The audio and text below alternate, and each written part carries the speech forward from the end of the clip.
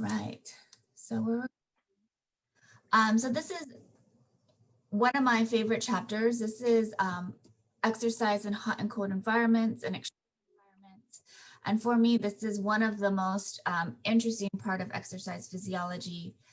How do we as humans survive, number one, in these extreme climates? And two, how are we going to perform exercise in these climates? So the first question is asking, what are the different avenues of heat transfer? So remember, there are 4 different ways we can transfer heat. The first one being conduction, the second one being convection, the third, not in any order, but this is the way I remember it, is radiation, and then the last is evaporation. Evaporation is the only avenue that we're able to, or is the only avenue that's going to is the main avenue which we dissipate heat during exercise. So 80% of our heat loss during exercise is through evaporation. So if our evaporatory capacity is reduced, the amount of heat gained by the body is going to increase dramatically. So think about athletes who have a lot of gear. So football players, they're at an increased risk of heat illness because they have a limited evaporation capacity. Occupational health, those firefighters, city firefighters who have where they have their suits that provide incompensable heat stress, meaning they're not able to compensate for that heat stress because they can't evaporate because of their equipment that they're wearing. Hazmat suits is another example of where your evaporative capacity would be reduced. So in those types of environments where our evaporation capacity is reduced, it's going to hinder our ability to dissipate heat. And that's when we need to really regulate the breaks that individuals take, make sure they're hydrating, and just make sure that their core body temperature isn't increasing to dangerous levels. Okay, so the other 3, right, work in both directions, meaning we can gain heat and dissipate heat through these mechanisms. So conduction is through direct contact with an object or surface or material. So that would be holding a hot cup or hot mug on a cold day, wrapping your hands around it. You are receiving warmth through conduction from the mug. Convection is the movement of gas or liquid.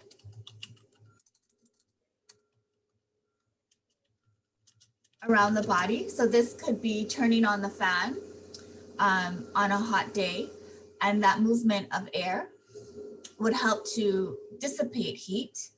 And this is the reason why sometimes you might notice this. Going outside for a run, you might feel like you're sweating less versus exercising in an indoor environment without any sort of air movement. It's because outside when you're running, you have more convective heat loss occurring versus being stationary in a room without any air movement. And then radiation is the heat that's going to be given off or accepted as infrared rays or the sun or a heat lamp if you have those. And this is this is the main avenue of heat loss at rest.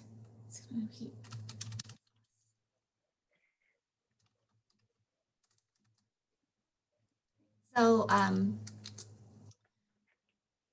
so radiation can either be on you're accepting heat. So on a hot sunny day, there's no clouds in the sky.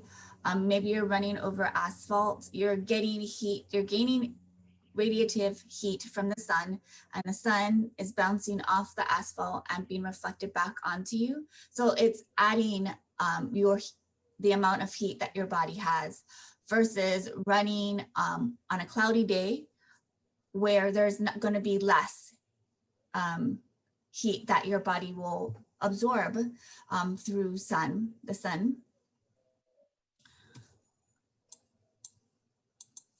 Okay, so what is the difference? Oh wait, Christy has a question. Are we reviewing altitude in chapter 20 next week? So next week we are reviewing altitude and body comp and nutrition and the exercise prescription. So we're going to be covering all the sections. So we're not going to have one day of reviewing everything. I'm just going to, on the 3, including today, the 3 consecutive days, we'll cover everything as far as our review questions go. Okay, so what is the difference between heat acclimation and heat acclimatization? Heat acclimation, you just think of this, acclimatization has a Z in it. So if you turn it on its side, it's an N, and this is going to stand for natural. So heat acclimatization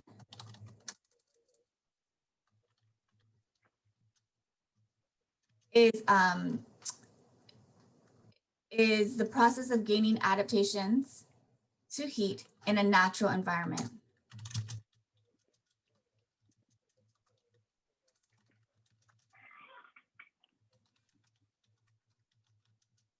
Versus acclimation is the process of gaining adaptations to the environment in a artificial environment. So if we're talking about heat acclimation, we're talking about somebody exercising in a hot chamber to get these adaptations to the heat. If we're talking about altitude acclimation, we're talking about someone using an artificial chamber to simulate altitude to gain the adaptations to altitude. If we're talking about heat acclimatization, this might mean actually being in a hot environment and exercising in the heat to gain the adaptations. And the same thing with altitude. So altitude acclimatization is a natural process, meaning the person is actually at altitude and gaining adaptations to altitude. So what are some of the ways we acclimate or acclimatize to heat? And which are the earliest adaptations? So the first thing that happens is our plasma volume expands. And this is a significant adaptation, because what does it mean if our plasma volume expands? It means now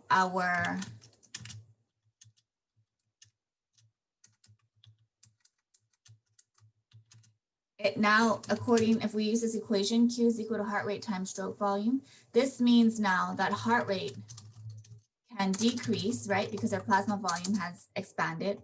And as a result, according to Frank Starling's mechanism, stroke volume will increase, which means that our Q, our capacity to exercise, our cardiac output during exercise will increase or be maintained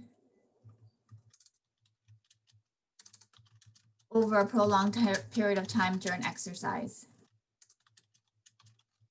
Right, so it has a protective effect, meaning it's going to help us to perceive a lower exercise workload, although we're working at the same absolute workload. And how do we detect a plasma volume expansion? In one of those slides in the heat section, I had a slide that talked about had the different graphs on it. So heart rate decreases over time, hematocrit decreases over time, hemoglobin decreases over 7 to 10 days of heat acclimation. And so we measure plasma volume expansion by the changes in hematocrit and hemoglobin, right? So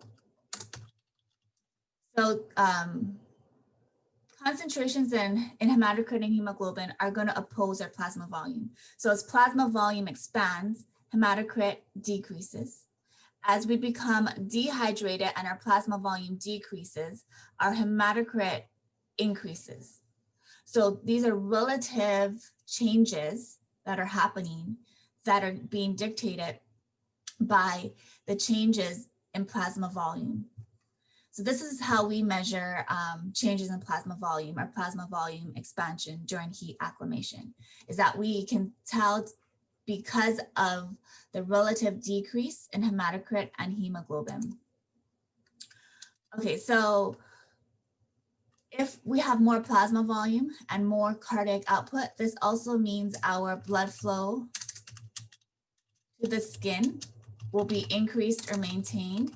And this is going to help us to thermoregulate or dissipate heat.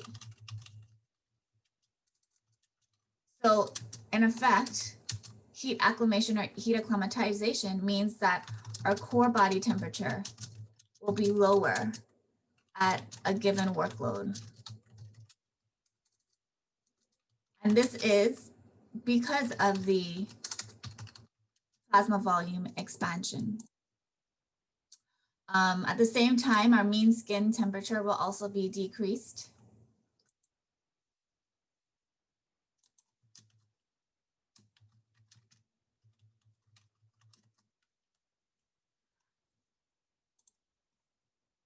And as a result, our performance time or our amount of work is going to be increased. We can now sustain exercise for a longer period of time before the amount of heat that builds up reaches a critical level. Okay, so that's plasma volume expansion. The next thing, also plasma volume expansion is the first adaptation to occur. So this is one of the first things to occur, and it's one of the most important adaptations that we develop in response to heat acclimation. And likewise, as we lose our adaptations to the heat, our plasma volume, we lose this adaptation. So it's the first to arrive, and it's one of the first to leave after, if say we don't keep up with our exercising in the heat. Okay, so the next category is sweating. We have an earlier onset of sweating, which means that, remember, the main avenue that we use to dissipate heat is evaporation. What does that mean? It means that we sweat and the sweat will evaporate off our skin. And this is what we mean by evaporative cooling. So if we have an earlier onset of sweating, this means that now our ability or our thermoregulatory system has kicked in sooner. So this is going to help to delay a higher core body temperature or higher body temperature. And as I mentioned in the lecture slides, what we see is that as we start to sweat, so if we start to exercise and we're not yet sweating and we were to measure our mean skin temperature, it might be, say, 35 degrees Celsius. As soon as we start sweating, your mean skin temperature drops immediately to maybe 33 degrees Celsius. So this sweating, this evaporative cooling is essential in keeping our core body temperature below the critical temperature and tries to maintain homeostasis. We also have, so the earlier onset of sweating means that it helps to cool the body faster or at an earlier time point. We also have an increased sweat rate, which is going to be helpful because this is going to enhance our evaporative cooling, especially in a hot and dry environment. Right? I say this because if we were exercising in a humid environment, increasing our sweat rate would not be helpful because we'd just be wasting our sweat. The sweat would just roll off our skin and not provide evaporative cooling. And we know this living in Hawaii, where we've had those days where we're exercising, we're sweating, the sweat is just rolling off our skin and we still feel extremely hot. And in those cases, the best case for us to do is to turn on the fan or have some sort of airflow to try and increase the amount of evaporative cooling. So another important adaptation is that our sweat becomes dilute. We become better sweaters. And by this, I mean, we're able to reabsorb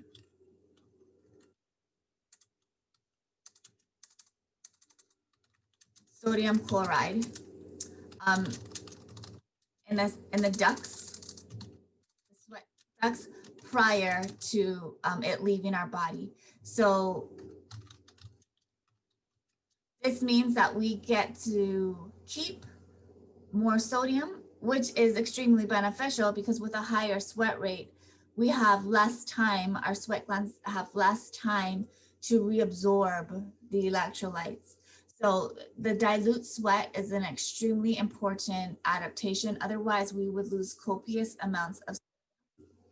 And this would be extremely detrimental to us because sodium, remember, for our sodium potassium pumps.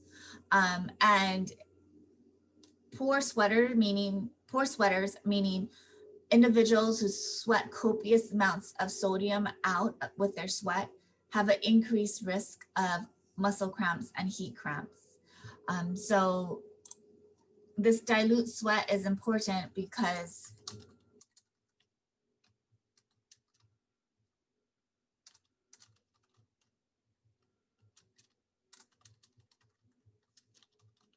remember the sodium is needed for the sodium potassium pump.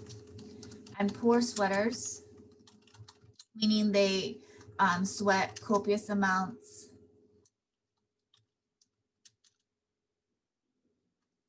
have an increased risk of heat cramps or muscle cramps. But remember, even though we're able to reabsorb sodium chloride, we're unable to change the dilution of potassium, magnesium, and calcium, meaning that these concentrations of these electrolytes are similar between sweat and plasma. And another tidbit is that females have better skin wetness feedback. Meaning females typically, if they're sweating a lot and the sweat is just rolling off their skin, their sweat rate would actually decrease versus males who would not have a change in sweat rate.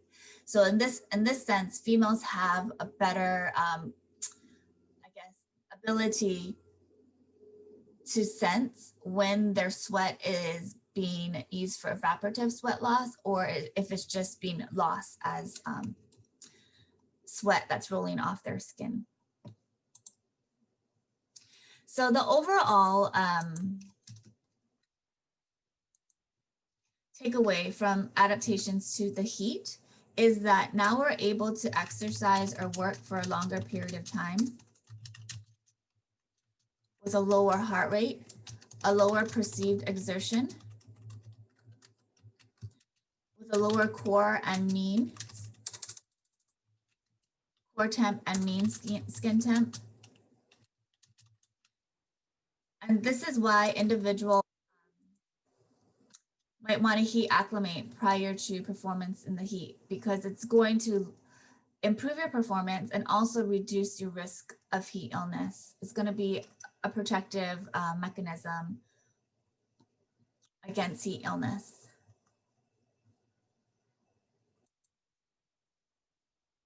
Okay, so what is WBGT? So this is wet bulb globe temp.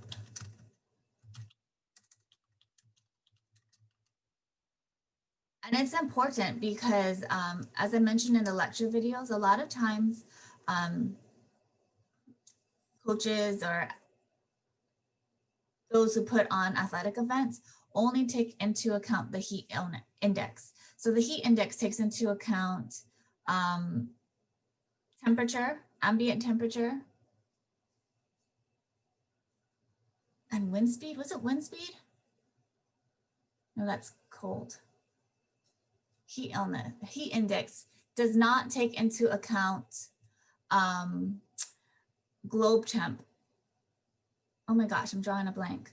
Heat illness index takes into account relative humidity and ambient temperature. Is that correct? Am I saying that correctly? So wet bulb globe temperature takes into account humidity, ambient temperature, and any sort of radiation that might be coming from the sun. So radiative heat. And this is important because we know that living in Hawaii, the sun is going to add a lot of heat depending on cloud coverage, depending on the weather, what time of day it is. So this is why individuals that are putting on athletic events or coaches need to use the wet bulb globe temperature versus just the heat index. So what is the most important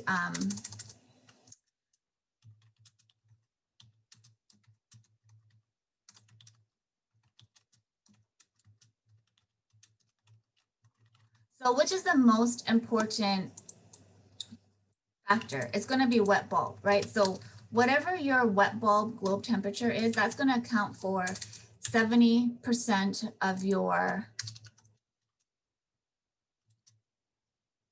total temperature. And then the next is your globe temperature. Your globe temperature, again, is going to take into account the radiation from the sun. So remember, so your globe temperature is the temperature in a metal sphere that is painted with a flat black paint, meaning it's going to detect or measure radiation, the radiative heat, the energy from the sun. So if you're working indoors, your globe temperature and your dry bulb temperature will be the same. But if you're outdoors, right, it will possibly be different. Also, the key here is that wet bulb accounts for 70% of this total temperature. Why? Because remember, evaporation is our main avenue for heat dissipation. And so how humid the environment is going to dictate how good of a job that we're going to be able to dissipate heat and thermoregulate. And that's why it's weighted heavier than dry bulb and globe temperature. So globe temperature, I mentioned, it's measured with a thermometer in a metal sphere painted with flat black paint. Your dry bulb temperature is just a thermometer that's measuring ambient air or ambient temperature. And your wet bulb is going to be measured with something called a sling psychrometer, where you would put a piece of wet gauze on the end of a thermometer and you would swing it around. And what's going to happen is that temperature in that thermometer is going to drop, right? Because the gauze is wet. And eventually it's going to reach a point where it's going to reach a steady state. And that's going to be your wet bulb temperature. So the drier the air, the larger the drop as you swing this sling psychrometer. The more humid the air, the smaller the drop in temperature you're going to find. And this is how we use or how we measure wet bulb globe temperature. Okay, so the next question is, what are the different heat illnesses and the treatments for them? So let's start with the least severe. So the least severe would be heat cramps, and then the next would be heat exhaustion, and then heat stroke. So heat cramps manifest as muscle cramps, usually in the lower legs, in the calves. And as I mentioned earlier, a main culprit for this would be poor sweaters, meaning they sweat copious amounts of sodium, but don't replenish completely. And so eventually they have a reduced concentration of sodium, and it's going to alter that sodium potassium balance. And the treatment for this would be to increase sodium intake. So if in those individuals participating in those long distance runs, it's beneficial for them to have salt tablets with them so that they can be sure that they are replacing their salt at a rate that they're losing it through their sweat. Heat exhaustion is the next heat illness. And this is when an individual is no longer able to dissipate heat at the rate that they're gaining it. So they're gaining heat faster than they can dissipate. And this increases their core body temperature beyond 39 degrees Celsius, which is typically what we say is the limit, where we typically say this is the critical temperature. Anything above this, you're likely to suffer from heat stroke. But that's not always the case. There have been marathoners whose core temperatures were higher than 39 degrees Celsius, and they didn't exhibit any signs of heat illness. So these temperatures I'm throwing out are the textbook numbers, but it's not always what you would see in the field. So heat exhaustion, inability to dissipate heat at the rate heat is being generated or gained, right? And so that body temp increases beyond 39 degrees Celsius.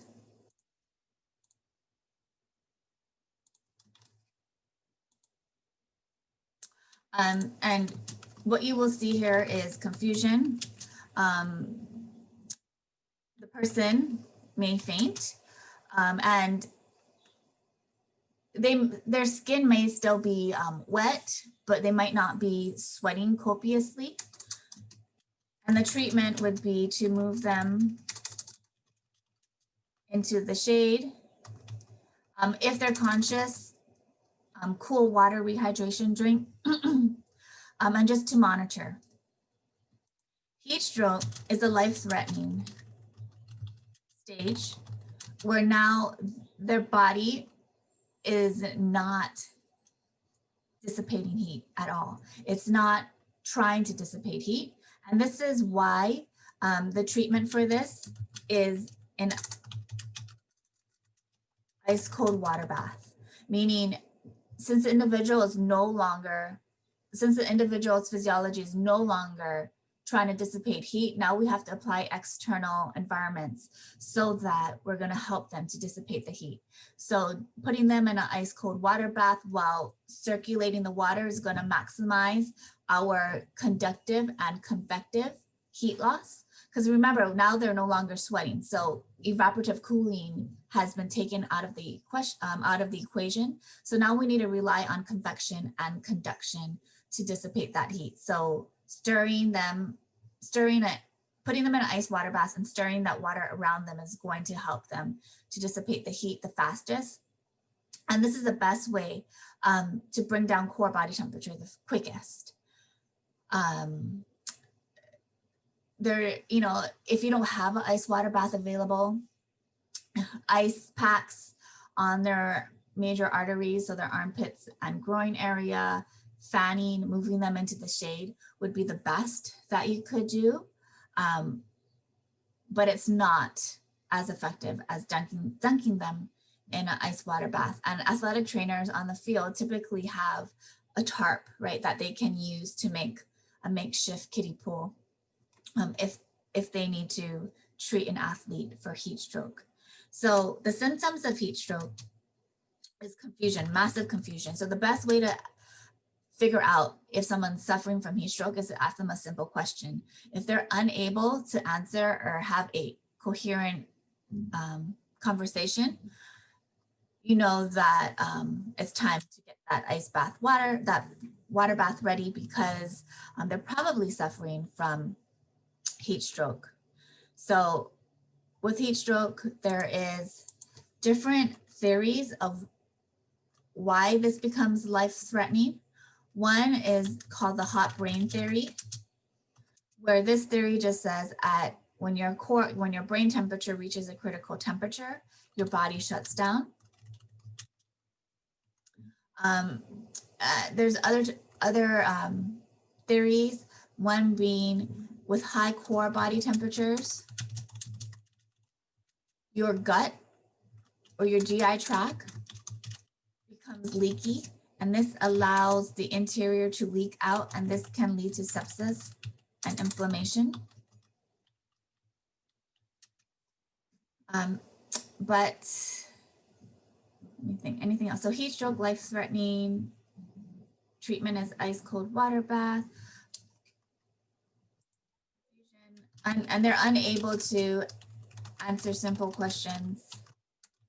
Right? Hold a conversation. And the idea, if you're a coach, is to prevent your athlete from getting to heat stroke. So making sure to incorporate heat acclimation or heat acclimatization procedures, making sure your athlete is rehydrating. But this becomes a problem when they're wearing equipment or they're participating in a long endurance event where taking breaks is not going to be conducive for their overall performance.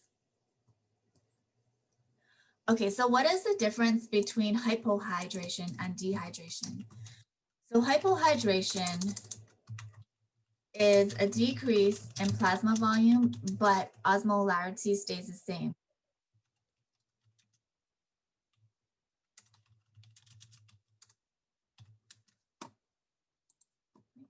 So dehydration is what happens over a long distance event. So maybe you're running a race over the desert. You're going to have a decrease in plasma volume. And as we lose plasma volume, the amount of stuff in the blood, the hematocrit, the osmolality, is going to have a relative increase, right? So we have a relative increase in osmolality. And this is because we're sweating.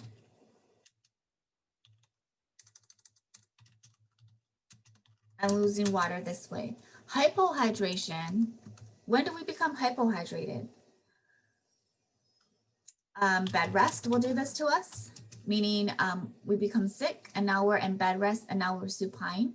Our venous return increases because now we're in a supine position.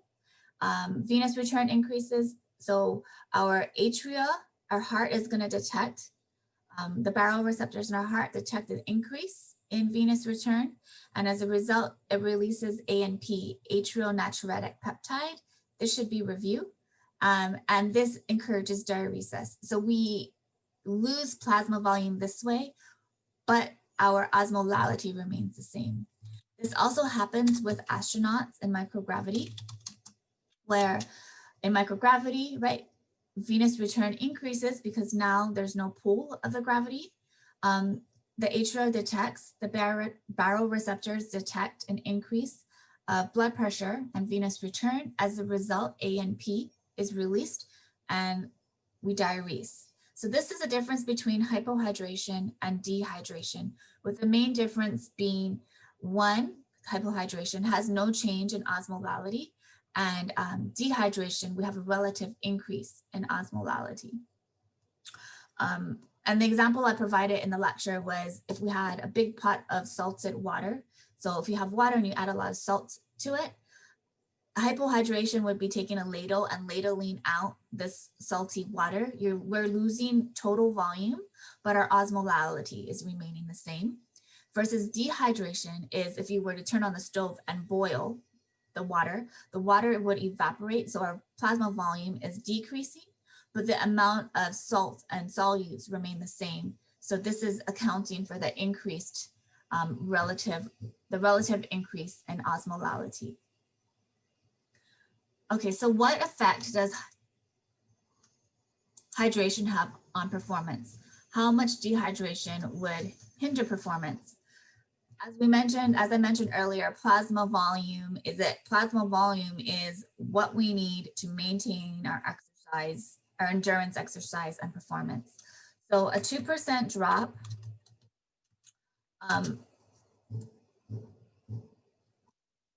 in body weight, which is how we measure weight is one way to measure hydration, right? Would hinder endurance performance.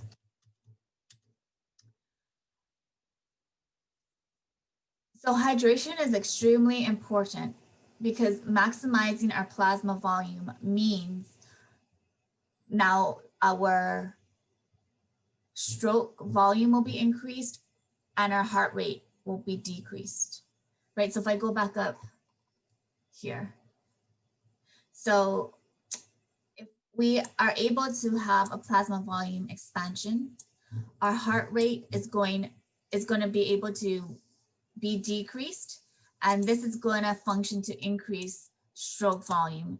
And this is in reference to Frank Starling's mechanism. And if you recall in a previous lecture, I said that infusion of saline in a dehydrated individual would help them to maintain their endurance performance. And the whole basis behind that is their plasma volume is going to help them to increase their cardiac output. It's going to help them to dissipate heat with exercise. And it's going to help them to keep their muscles perfused, right? This is the transportation of substrates, O2, removal of CO2. This is the importance of plasma volume with exercise.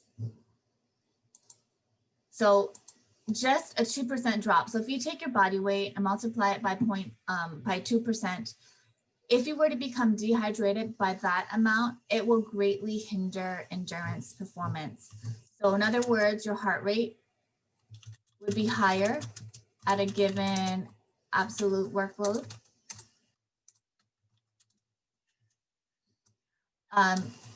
Your onset of blood lactate accumulation will decrease, which means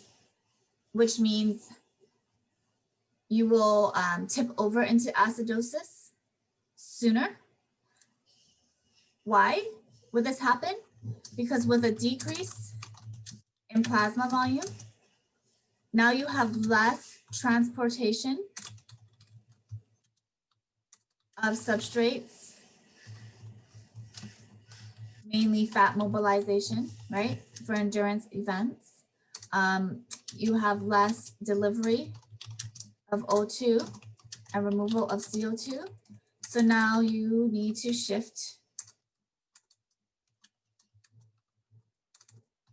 your reliance onto more glycolytic metabolism. And when we do this, it's going to decrease that, it's going to increase the amount of lactate and acidosis that's occurring. And this is why it's going to decrease your onset, or it's going to decrease your ventilatory threshold. It's going to decrease your ability to sustain high intensity exercise over a prolonged period of time. So overall, you'll have a decreased time to exhaustion, so you won't be able to perform as much work at that high intensity that maybe you are used to. However, what might not be affected is muscular strength and endurance.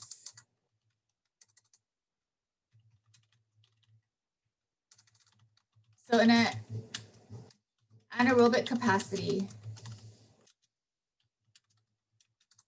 may stay the same or it may decrease depending on the athlete. So mainly this plasma volume drop in dehydration is going to affect your endurance or aerobic capacity and not so much your anaerobic capacity. All right, so let's go on to cold. So we talked about all these different adaptations to the heat, which are really cool, right? We sweat more dilute sweat. We sweat sooner, we sweat more, our total sweat rate increases. Our plasma volume expands. So we do fairly well in the heat. In the cold, we don't do very well at all. We don't show any physical adaptations to the cold. We don't have any solid adaptations. We can't say our plasma volume expands. We can't say we generate more heat. We don't have these adaptations. What we do is we adapt. We kind of just do our best to deal with the cold. And there's 3 ways which we adapt or deal with the cold. And the first is we habituate. The second is we insulate. And the third is we have a metabolic response. So the habituation just means we get used to the cold. It just means we have a blunted response. And you guys know this. If you've ever lived in the cold or been in the cold, you know that day one you have blankets and jackets, and then in the middle of winter you might be fine in just a t-shirt. We just habituate, we become used to it, we're not as bothered by it. By insulate, this is what I mean by this is we vasoconstrict more, meaning we become better at vasoconstricting our arterioles in our skin, and this way our blood and our core body temperature and our heat stays within our core, and we're not losing heat to our periphery and then to the environment. And that's important because that's how we dissipate heat, right? How we dissipate heat is move our heat from the core to our periphery, to our skin, and we dissipate heat that way. So when we're cold, we do the opposite, where we try and shunt our arterioles and try and keep our blood in our core. And we try and we do our best to not lose as much heat to the environment as much as possible. And one thing to remember here is our subcutaneous fat doesn't necessarily insulate us against the cold because our arterioles are above our subcutaneous tissue, right? So our arterioles here and our subcu fat is here. So it means that, yes, our subcu fat might help to maintain our core temperature in the cold, but it doesn't help us insulate and protect us and protect our surface arterioles. And this is important because as we age, our vascular health declines, where our ability to vasoconstrict and vasodilate decreases. So this is why perhaps maybe you've noticed in grandparents or parents, they seem to be colder in an environment where we feel thermal neutral. And at the same time, they may gain heat faster in an environment that we feel comfortable in. And it's because their ability to vasoconstrict in cold and vasodilate when it's hot is going to affect, or it's going to decrease their ability to thermoregulate. So as we age, our ability to thermoregulate our core temperature decreases. And then our metabolic response means we rely on shivering if necessary. This is not a beneficial response because shivering uses glycogen as its main substrate. And basically, we're just wasting our body's preferred source of energy. We may have an increase in T3 and T4, so triiodine-threonine and thyroxine, which may help to increase the amount of heat production within our body. And with our vasoconstriction response, we're able to keep our core temperature warmer. So age affects our ability to adapt to the cold because, and this is related to our ability to vasoconstrict. And if we're talking about in the heat, our inability or decreased ability to thermoregulate in the heat is because of our decreased ability to vasodilate.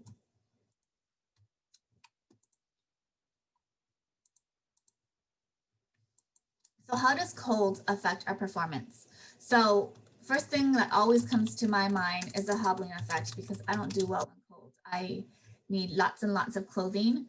And with this clothing, there's a hobbling effect, meaning you're not very thermodynamic anymore, right? You're not you're not thermal. You're not aerodynamic. You're not able to move with efficiency because of the bulky clothing. And then, since we're vasoconstricted, right, our blood flow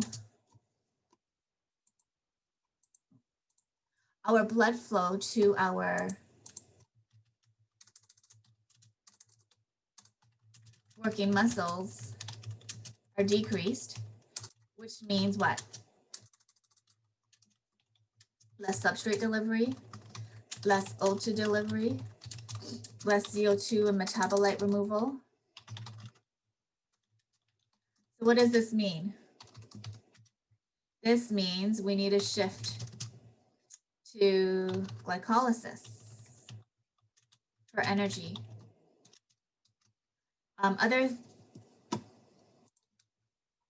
Along the same lines, we become cold. What happens when our core body temperature drops? We have a leftward shift of our oxygen hemoglobin dissociation curve.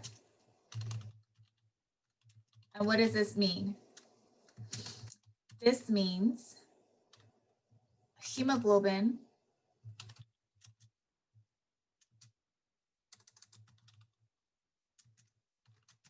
gives up less oxygen to myoglobin. Essentially, there's less O2 delivery to our mitochondria.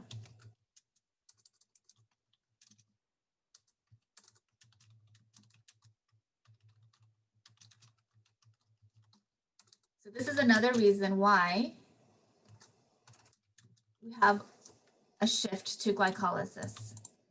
Right, so this is another reason why we depend on glycolysis for energy, even though in the cold, we might just be sitting. We might not be exercising at a high intensity, but yet we're shifted our reliance onto carbohydrates and glycolysis. At the same time, our maximal heart rate decreases, and this is related to reduced stimulation of our sympathetic nervous system. So with so this is our heart rate max decreases. However, our heart rate at any given exercise intensity will be increased, right? Why? Because we had a drop in plasma volume. Does that make sense? So although our maximal heart rate decreases, our heart rate at any other given intensity lower than our maximum volitional fatigue will be higher because we have less plasma volume to work with.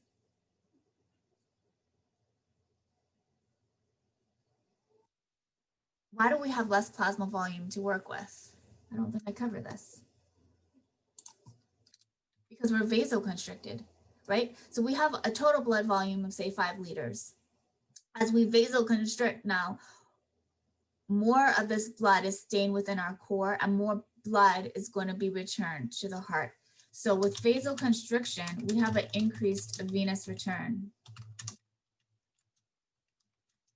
This is detected by the baroreceptors. The heart ANP is released. And this really results in diuresis.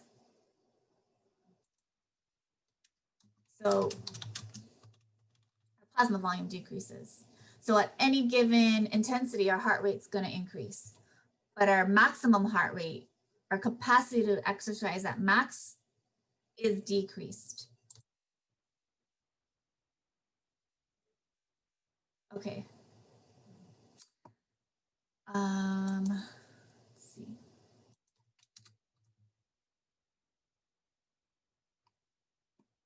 And then if we're talking about the extreme cold,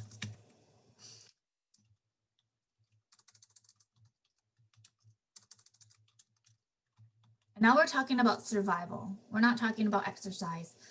And if we were exposed to the extreme cold and now we're in survival mode, this is going to suppress our metabolism, right? So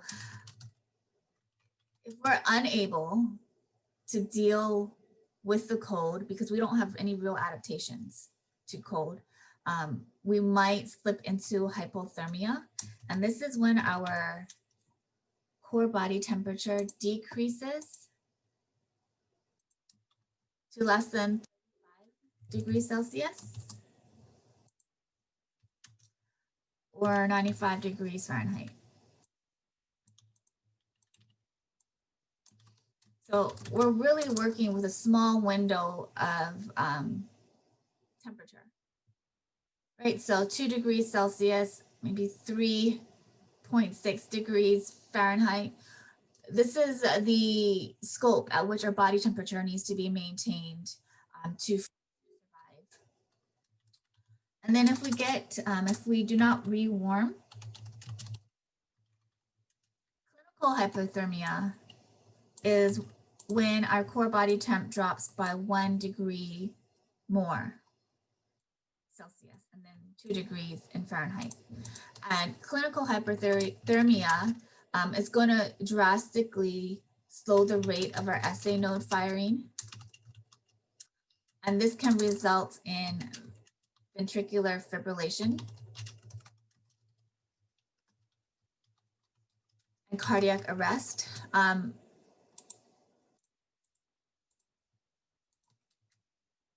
this happens. This is a result of an alteration in our sodium potassium balance, and it's also an alteration in our viscosity of our sarcoplasm in our cardiac tissue, in our muscle cells. Our sarcoplasm viscosity increases, hindering the ability of these muscles to contract. So cardiac arrest is typically the fate of clinical hypothermia, and cardiac arrest is the main cause of death from hypothermia, and it's related to the slowing of the SA node firing and the inability to maintain heart function.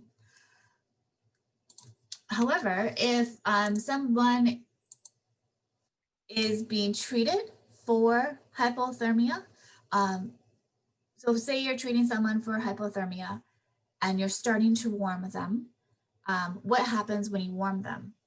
They start to vasodilate, right? So this can result in something called the afterdrop, where although you start warming the individual, their core body temperature drops further. And this is due to the vasodilation of the vessels. So as you warm, right, vasodilation is going to occur, which is going to dissipate heat. So that's what we call the afterdrop. The afterdrop is you start to warm an individual, and instead of their core body temperature increasing, it actually decreases. And the last question is, what is poikilothermic? It is the point at which the body stops trying to warm itself and the body cools to ambient temperature. So this would be similar to heat stroke in the opposite terms, where heat stroke is the point at which evaporative cooling stops and the body can no longer dissipate heat at the rate it's gaining it. And then poikilothermic is on the opposite end, where the body has stopped trying to insulate, habituate, and use metabolism to warm the body, and the body is just going to start to cool to the ambient temperature. All right, so that's hot and cold in a nutshell. We're at 10 o'clock.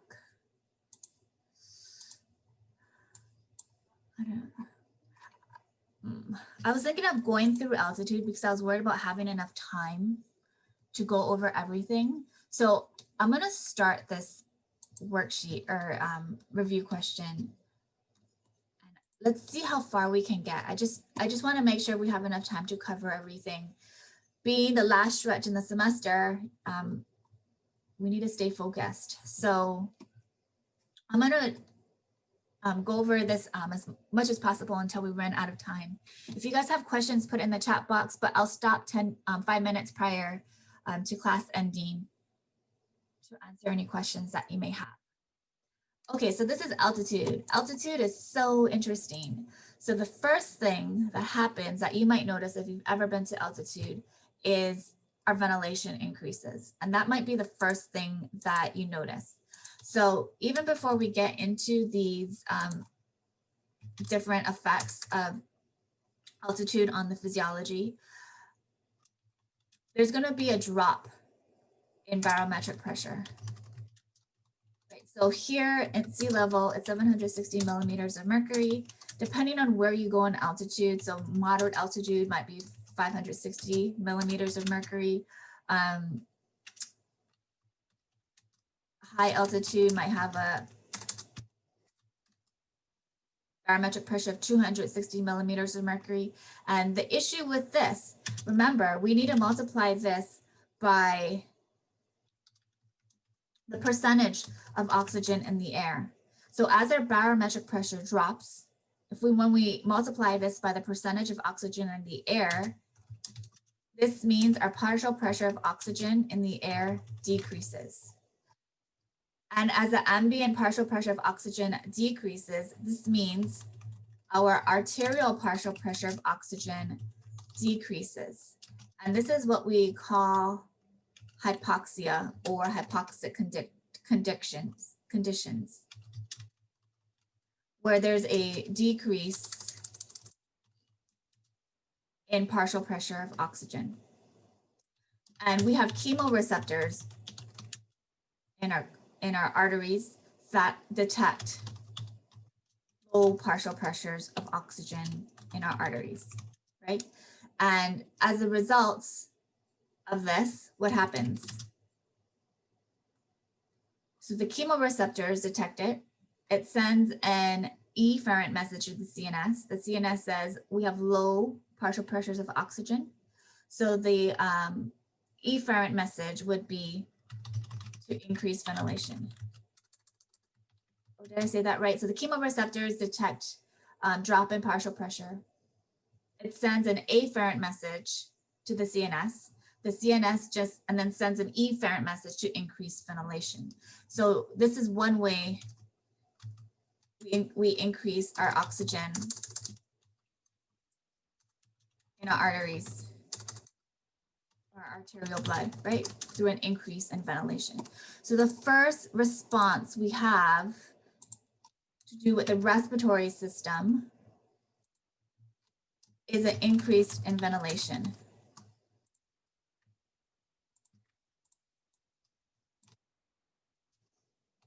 And this functions to increase our partial pressures of oxygen, but at the same time,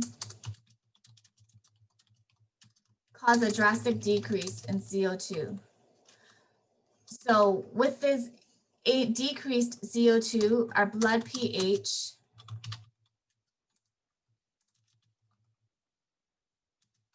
increases and we become alkaline, right? So think about that hemoglobin dissociation curve. Cold, our core body temp dropping, our pH increasing or we becoming alkaline is going to shift our hemoglobin oxygen dissociation curve. to the left. What does this mean? Now we have less binding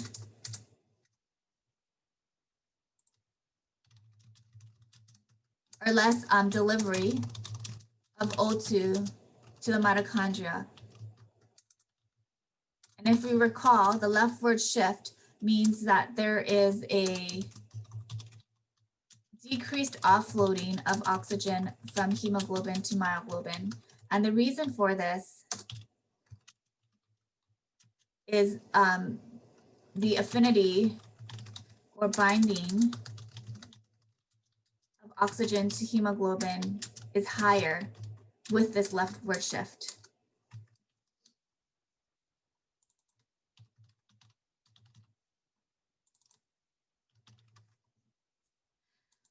So, as you could probably say, so as a result of this leftward shift, now we're going to have a higher reliance on glycolysis or anaerobic metabolism, less reliance on aerobic metabolism, because we have less O2 supply, right? And we need oxygen for aerobic metabolism. So that's what's happening with our respiratory system. With our renal system, we have an increase in erythropoietin, which is one of the benefits of being at altitude. And this is why people like to train high and live high, because they get the benefits of living at altitude, which is an increased erythropoietin, which is the hormone released from the kidney that increases red blood cell count and functions to increase hematocrit and our oxygen carrying capacity.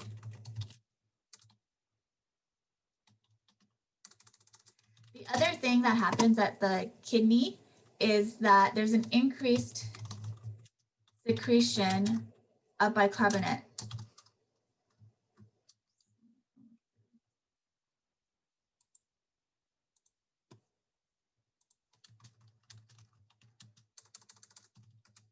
So what this means is, if you recall, bicarbonate is our main buffer against acidosis in the blood, and functions, this should actually be a two-way arrow.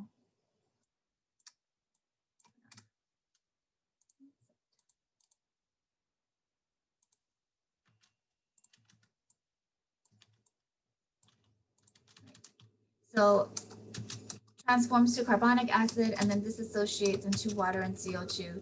And this CO2 is what we expel at the mouth. But if we get rid or excrete this bicarbonate, now we conserve a hydrogen ion, because this hydrogen ion has no bicarbonate to bind to. And so by secreting, increasing the amount of secretion of bicarbonate from the kidney, we are conserving our hydrogen ions, which is going to help to delay or retard our increase in pH, right? So it's going to help to maintain normal levels, normal pH levels at altitude. Okay, and the other response the renal system has is it's going to have an increase in diuresis. And this is going to be dictated or led by ANP, right? So we talked about how vasoconstriction, because we're cold, we're trying to conserve our heat in our core temp, in our core body. Vasoconstriction is happening, which increases our venous return, increases our pressure sensed at our atria, and AMP is released. So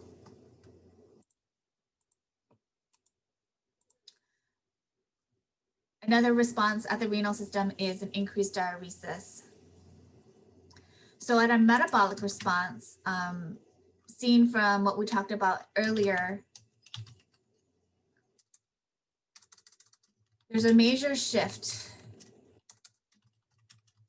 to glycolysis,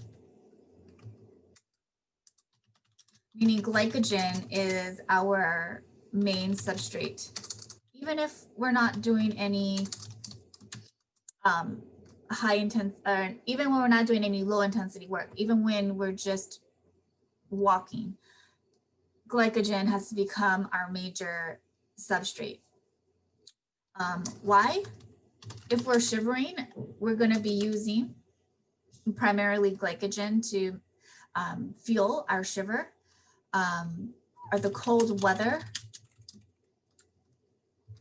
is going to decrease blood flow, right? We are vasoconstricted. So this means we have less mobilization of fats. And delivery of free fatty acids to the mitochondria.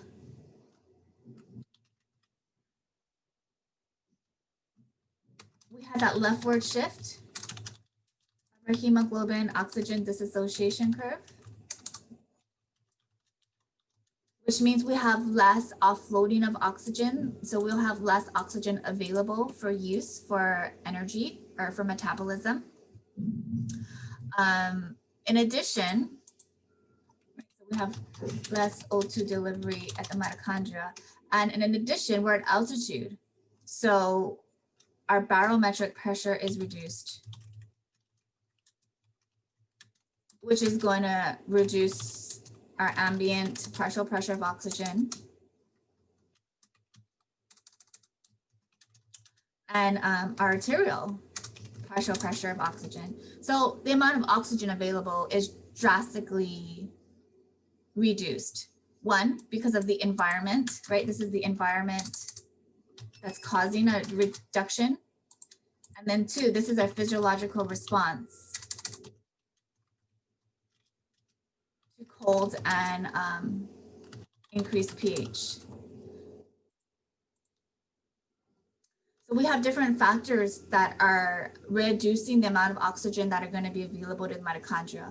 One is our environment, right? The altitude itself is reducing the amount of oxygen that's going to be available to the mitochondria. And the second being, we have this leftward shift. So even though we have oxygen available, the delivery of oxygen is going to be reduced because of the hemoglobin dissociation curve shifting to the left. Let's see, and seeing that we have an increased shift or reliance on glycolysis, we would expect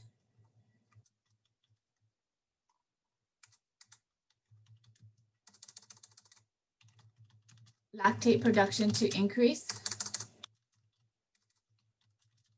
But at altitude, lactate concentration decreases over time. And this is what we call the lactate paradox, which I'm jumping ahead to. The lactate paradox talks about at altitude, we would expect our lactate concentrations to be much higher because, right, we have this shift on glycolysis, but at altitude, our lactate concentrations actually decrease over time, and there's no explanation for this. And that's what we call the lactate paradox.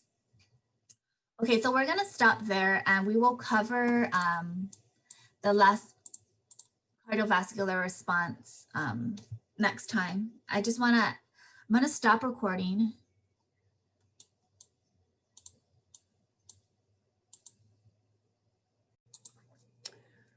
Okay, so we are recording. Yes, so since the exam is gonna have more than 40 questions, because whatever questions you get above 40 questions would be applied as extra credit, I'm gonna provide a longer time for you folks to take the exam. I think it's an hour and 15 minutes, but don't quote me on that. I have to double check.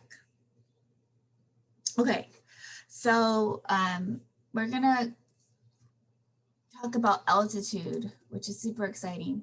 I was just online reading about Mount Everest again, because I never get tired about reading about Mount Everest. And I found this really cool infographic. And it shows that Mount Everest is the highest mountain on Earth if it's measured from sea level. But we here on the Big Island have the tallest mountain if it's measured from the base of the mountain to the peak, and that is Mauna Kea. And then if we're measuring it from the center of the Earth to the top of the mountain, the highest mountain measured in this manner is in Ecuador, and it's Mount Chimborazo. Just a fun fact.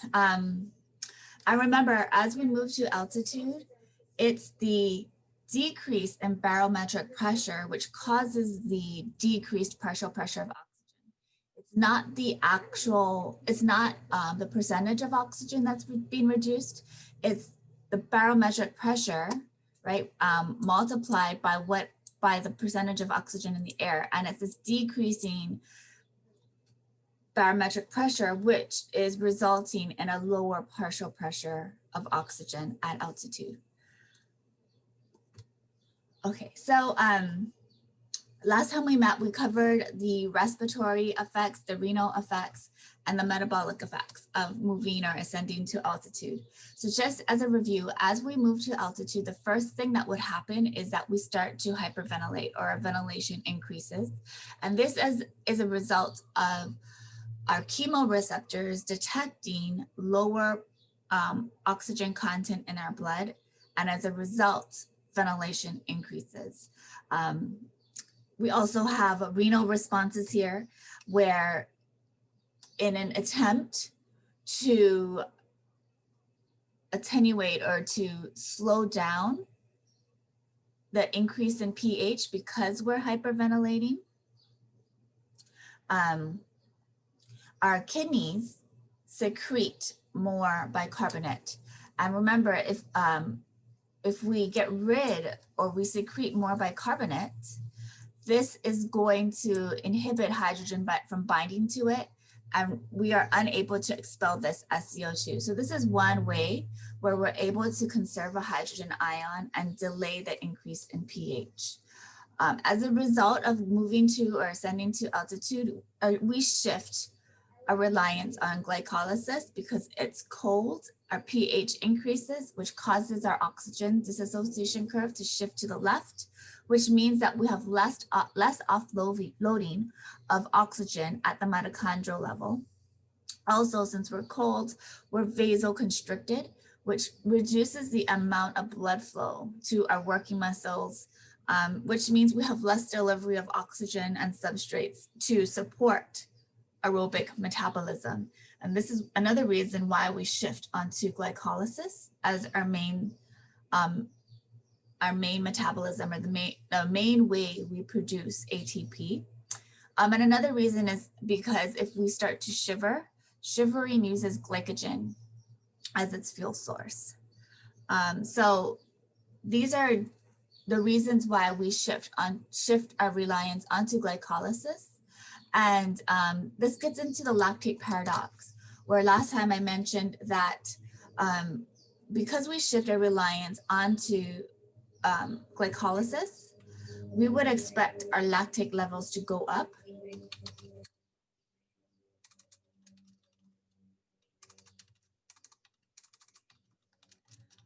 But over time, at altitude, our lactate levels actually decrease. And there's no explanation for this. And this is why it's called the paradox. So let's cover the cardiovascular adaptations, or the cardiovascular response to altitude. So the first thing that's going to happen, right, is our plasma volume drops.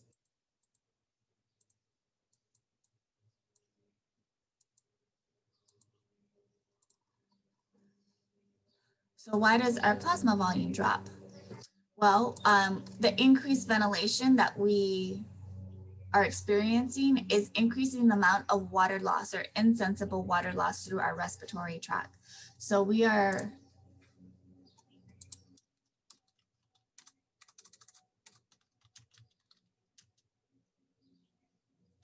we're losing water through our respiratory tract because of our increased ventilation.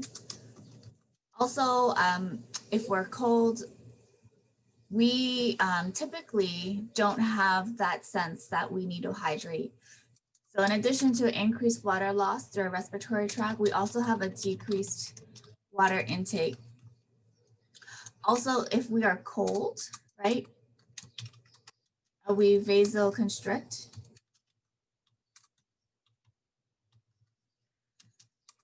This leads to diuresis through the hormone atrial natriuretic peptide. So our plasma volume drops. As a result of our dropping plasma volume, our heart rate is going to increase at any given submaximal workload and even at rest.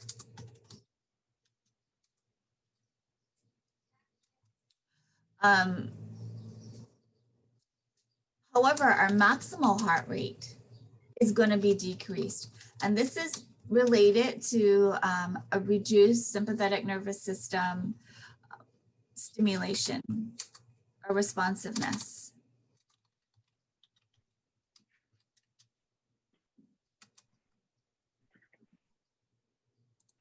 Also, what we will see is since our maximum heart rate is decreased and our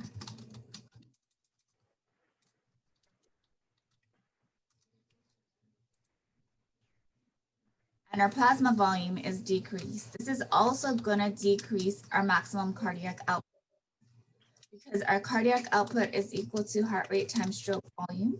So if our heart rate at any given level is increasing at submaximal levels, right, this is going to decrease our stroke volume according to Frank Starling's mechanism. And at the same time, if our max heart rate is reduced and our maximum stroke volume is reduced due to the plasma volume loss, the overall result is a decreased maximum cardiac output. At the same time, we also have a decreased AVO2 difference. And this is due to the decreased partial pressure of oxygen in the arteries.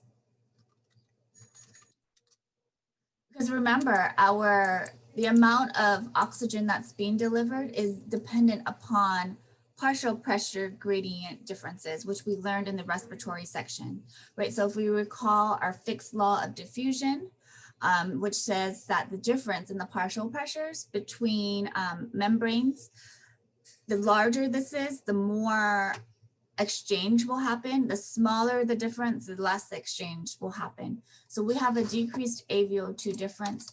And this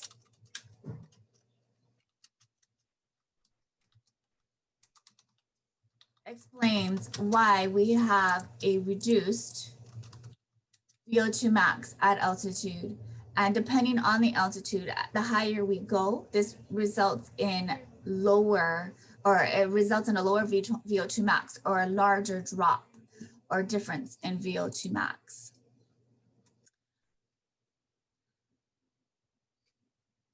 On the plus side, we have an increase in red blood cell count. And this takes about 3 to 4 weeks. And this is a result of the increased erythropoietin production at the kidney. So our oxygen carrying capacity is going to be increased, but this is going to be in the face of a reduced plasma volume, which is our limiting factor here. Okay. So there's a comment. There's also a revised new altitude measurement for Everest. Does that mean there's a new, like the actual linear measurement? Yes, they found it's a little higher, about 29 feet, I think. Oh, wow. Huh.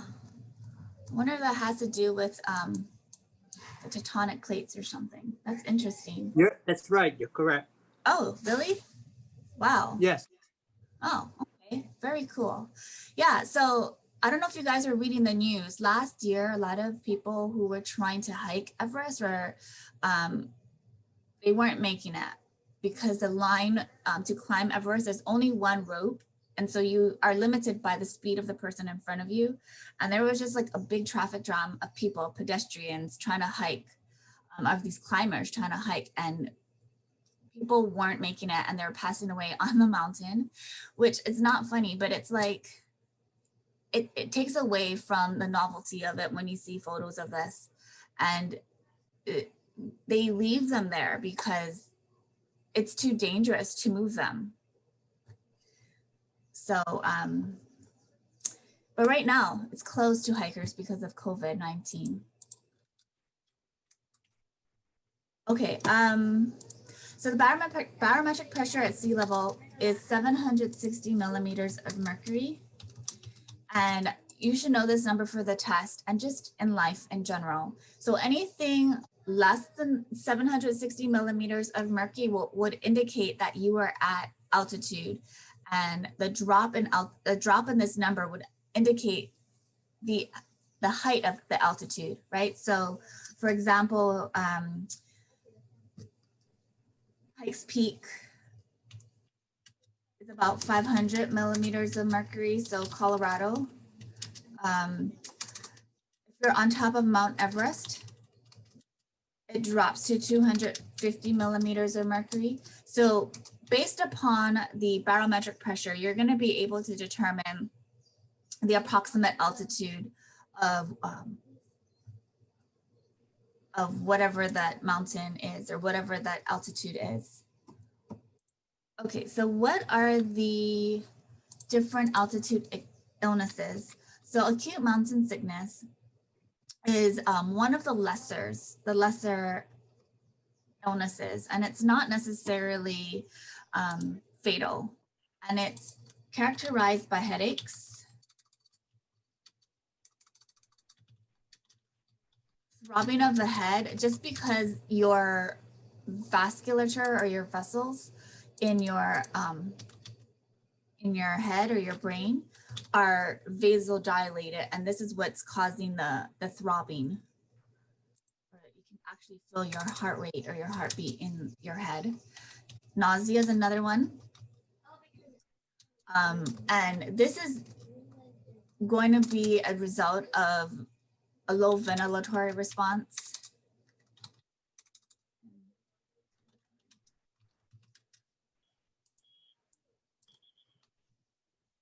And not being acclimatized. Not being acclimated or acclimatized. Remember, acclimated, it's happening in an artificial environment.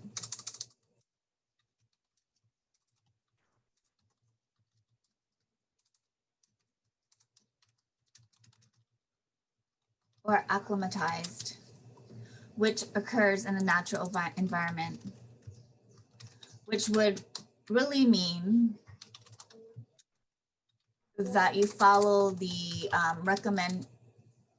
recommended ascent tables, meaning you would hike up to a higher altitude, but then maybe during the night when you sleep, come down to a base camp to sleep, and following that protocol, that would enable you to become naturally acclimatized. So if you're not ventilating, so if you have a low ventilatory response, this means that you are going to become acidotic, right? Meaning, think about when we talked about ventilatory threshold, the inability to get rid of that hydrogen ion is what's causing the acidosis. So a low ventilatory response in this scenario would also cause acidosis. It's usually worse in the morning and after exercise. Have any of you folks, if you could put it in the chat box, been up to high altitude and felt the effects of acute mountain sickness?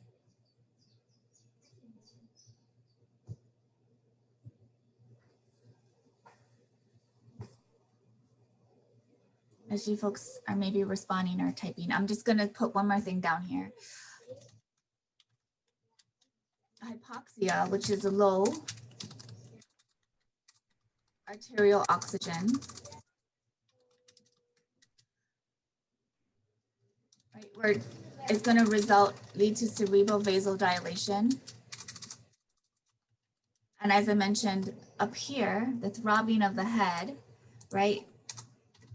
This is going to result in the sensation of feeling the throbbing in the head, but it's really your stretch pain receptors that are telling you that there's throbbing. Oh, no one has felt the effects of acute mountain sickness? It's not very pleasant. I've been onto the top of Mauna Kea at the observatories, and we just finished climbing the stairs in the observatory, and I felt like I was going to pass out. I felt nauseous, and I felt like I was going to pass out, and it was not. I wouldn't be able to work in that environment. I was obviously not acclimated or acclimatized, but it was the only thing I could think of, the only thing that I could do was focus on survival, which it felt like at that time was just to keep breathing and try to keep calm. It was not very pleasant at all. Okay, so insomnia or the Cheyne-Stokes breathing. So this is really interesting. So we talked about when we're at altitude, ventilation increases. So when we increase our ventilation, we blow off additional CO2.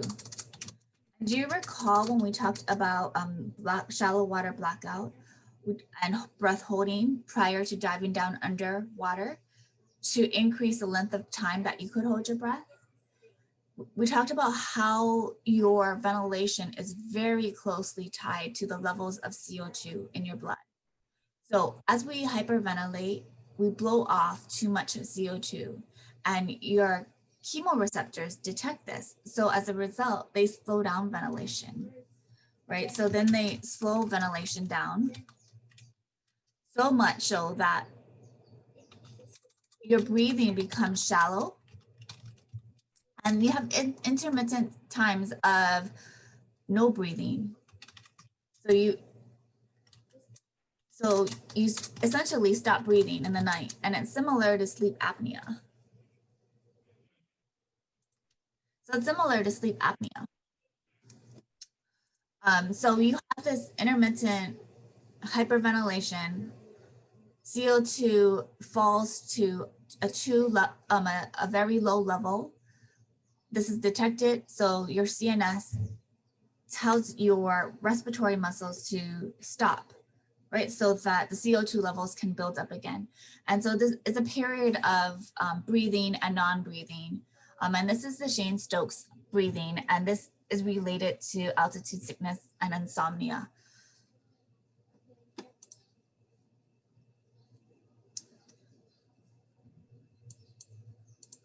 So the two more serious altitude illnesses are high altitude cerebral edema and pulmonary edema, with cerebral edema being the more dangerous of the two. With pulmonary edema is related to the pulmonary vasoconstriction due to hypoxia in the blood. So hypoxia meaning low levels of oxygen in the blood, so that there's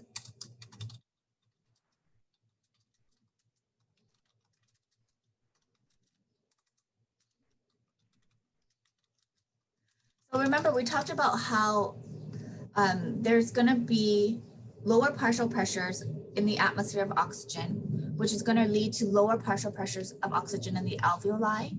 And this smaller gradient, according to Fick's law of diffusion that we talked about in the pulmonary section, says that this is going to result in less perfusion of oxygen and CO2 across the membrane. So this is going to result in vasoconstriction of the pulmonary vasculature to try and to make up for this reduced oxygen and CO2 exchange across the membrane. High altitude pulmonary edema can also result in clot formation in the pulmonary circuit.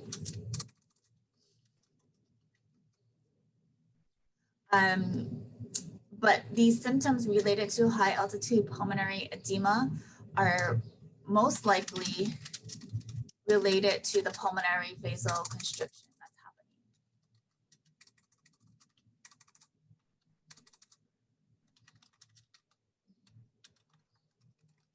Right. Due to the low levels of oxygen in the atmosphere, which translates to low oxygen in the alveolar air. Wow, it must be the last week of school. I'm having a lot of trouble here. Okay, so the treatment or the response to this is descend to lower altitude. Get off that mountain. So high altitude cerebral edema is going to be more serious than pulmonary edema, but if you're at high altitude and somebody's showing symptoms of AMS, acute mountain sickness, descent is always warranted so that they won't progress, their symptoms won't progress to high altitude pulmonary edema or cerebral edema. So with cerebral edema, the symptoms of this is shortness of breath, coughing, tightness in the chest, fatigue. I'm sorry. This is the symptoms of pulmonary edema. I might have been thinking, oh, that's pulmonary. So the symptoms: shortness of breath, coughing, tightness, chest in the chest, fatigue, blue lips, or cyanosis, lips, fingernails, confusion. It's apparent that the person is not having efficient oxygen exchange at the lung. High altitude cerebral edema is going to result in the same results or the same symptoms, right? Headache, lethargy, fatigue, ataxia, and it can lead to death. So this is typically the most serious high altitude illness. The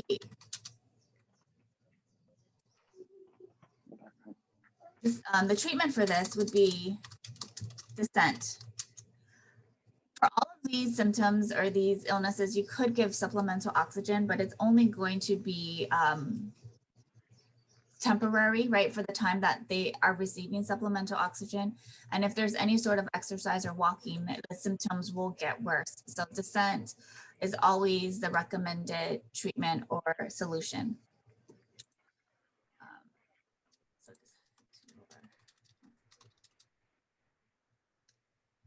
And the cerebral edema is when your vessels become leaky, and it's leaking fluid into the interstitial space in your brain or your head. And this is what's causing the headache. So you can see that this is a progression of the throbbing, the headache throbbing of the pain stretch receptors that we talked about in the acute mountain illness.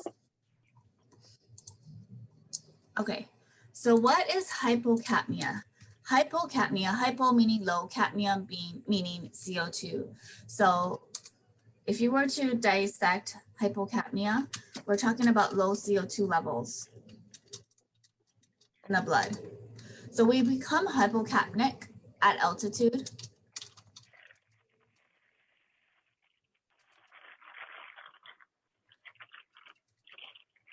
because we have an increased ventilation.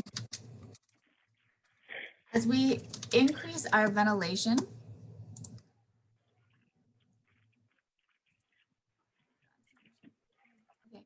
as we increase our ventilation, we're blowing off additional CO2. And this blowing off of additional CO2 is what's causing the hypocapnia. In individuals who are mountaineers and they like to hike at high altitude, oftentimes they take something called Diamox or acetazolamine.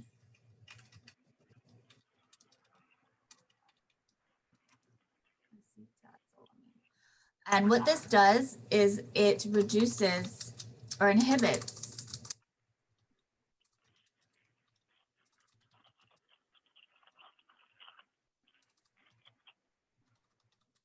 carbonic anhydrase. So what this means is, if you recall from up here, so I'm going to copy and paste this equation down here. So if you recall, right, our hydrogen ions bind to bicarbonate to form carbonic acid, and this disassociates at the lungs where we blow off CO2. So if we inhibit carbonic anhydrase, we're going to inhibit this equation or this reaction from occurring. So if we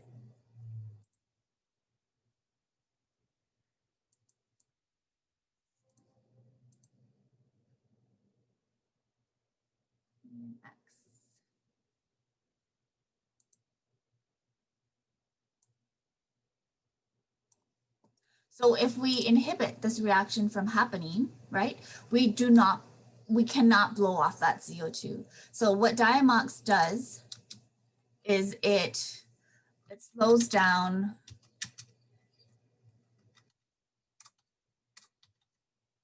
the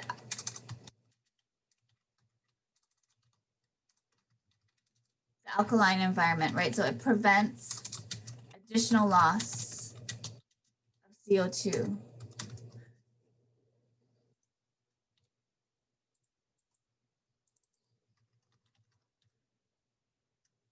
Right, so it's helping to prevent hypocapnia.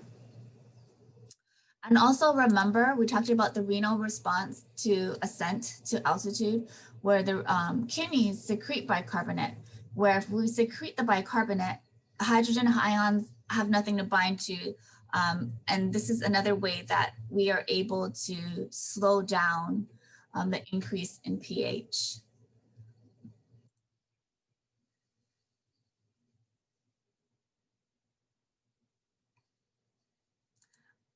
So when we take Diamox, remember it was in the Cheyne-Stokes breathing. Remember it was the loss of CO2 that's detected by our chemoreceptors that tells our CNS to signal to our respiratory muscles to stop breathing. Right, so by taking Diamox, it's going to help us to retain more of that hydrogen ions, and so this helps to also maintain O2 levels while we sleep.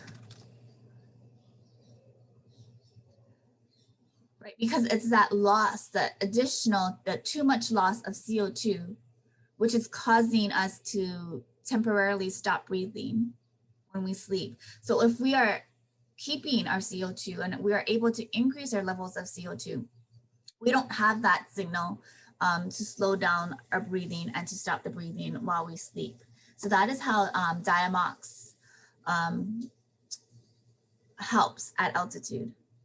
So what are the differences between highlanders and lowlanders? So this is really interesting. So highlanders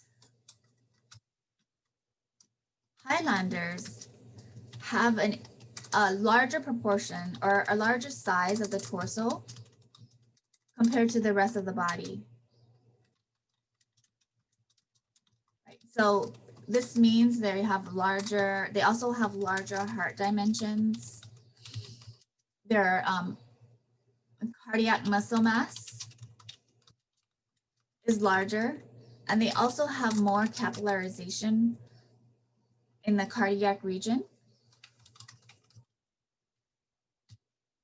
which means that they have a reduced, not only are they going to be more protected from hypoxia, but they have a reduced incidence of cardiovascular disease.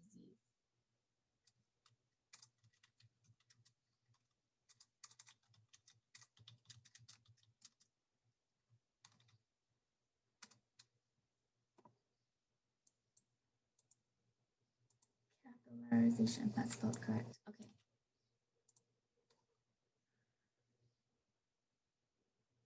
They're also polycythemic. Remember, polycythemia is a hematocrit greater than 65%. Remember, what is our normal hematocrit levels? So it depends, female versus male. So females, it's usually 46 to 50% hematocrit, meaning if you drew someone's blood and you spun it down and you took a linear measurement of the column of blood, and then you took a linear measurement of the hematocrit, which is the stuff that's going to be red in color, that would be about 46 to 50% of the entire blood column. In males, it's typically higher, 50 to 52% hematocrit is normal. Polycythemia is when hematocrit is greater than 65%.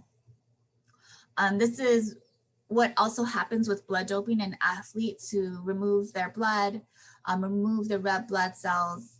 And as a result, the body produces more red blood cells. And then before the event, they infuse back the red blood cells to become polycythemic, which is going to increase their oxygen carrying capacity. But at the same time, it also increases the blood viscosity, so increases the risk of clotting. But Highlanders are polycythemic, which means that they have an increased higher oxygen carrying capacity versus lowlanders.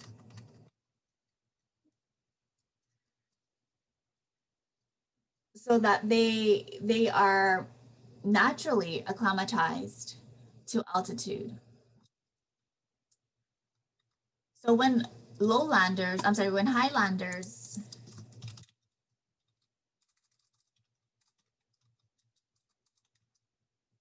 descend to lower altitudes and they stay there for a longer period of time and they become residents maybe, or maybe they are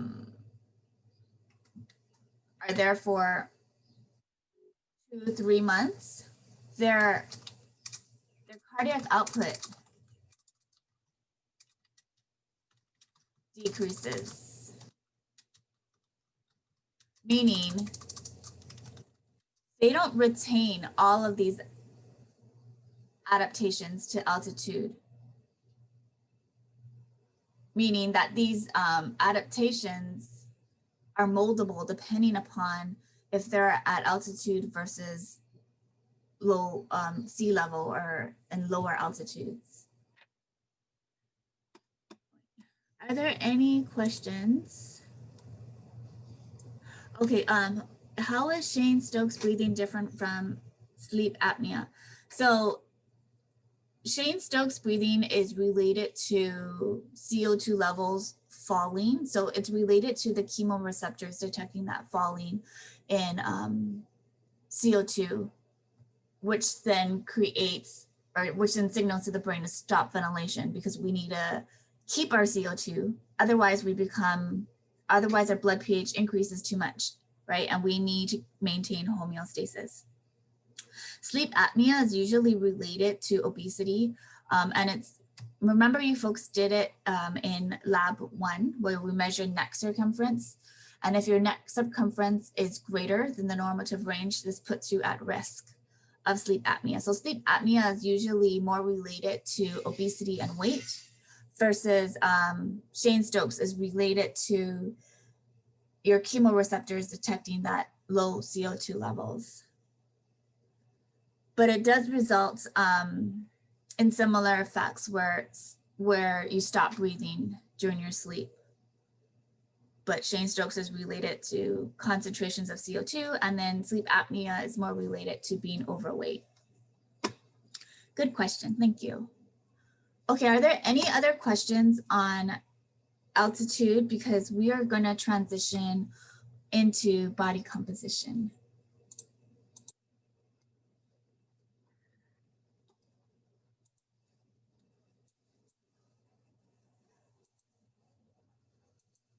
So remember, I just copied and pasted these questions from the Laulima online, the review questions. So if you're wondering where I got these questions from, that's where I got it from. Okay, so body composition. So what are the different ways we can measure body fat using underwater weighing, BIA, skin folds, and DEXA? What are the assumptions of each and how do they work? And also what are the guidelines that should be followed? So first of all of these underwater weighing, BIA, skin folds is a 2-compartment model. Right, so underwater weighing, BIA, and skin folds. 2-compartment model meaning we are separating the body into fat mass plus fat-free mass. So fat mass is fat, and then fat-free mass is everything that's not fat mass. So this is what the 2-compartment model is we're taking the body and we're breaking it down into 2 compartments. And this is the model which underwater weighing, the bod pod, BIA, and skin folds use. This 2-compartment model has assumptions. It assumes that the densities of the fat mass and fat-free mass, right, which will be the protein, the water, the mineral, so bone, because that's not fat, are additive and the same. We know this is not true. We know that in African Americans, they have a higher bone mass density. So the density of their fat-free mass is going to be higher than that of Asians, which Asians usually have lower bone densities.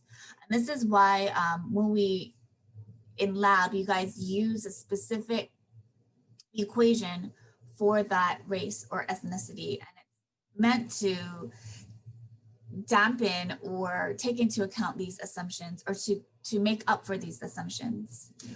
Another assumption is that the proportion of water, mineral, and protein in fat-free mass are the same.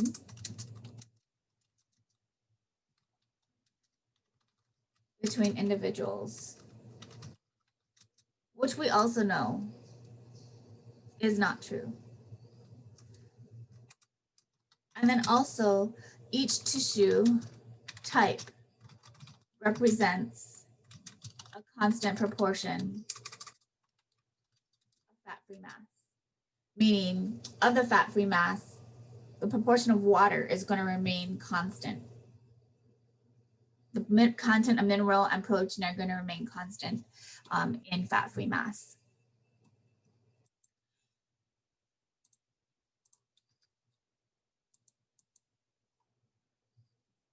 So when we talk about underwater weighing, right, this uses Archimedes' principle, where the weight loss underwater is related to body volume. So using that mock data that you guys had in lab, the whole idea, right, is to determine someone's body density, because once you have someone's body density, there's those equations that you could use to plug into to determine percentage of body fat. So underwater weighing uses the loss of weight underwater to measure volume. And if we can determine that, we already know the person's mass, right? Because this is just weight on land. We can determine someone's body density. So how do we determine volume? Volume is the difference in body weight.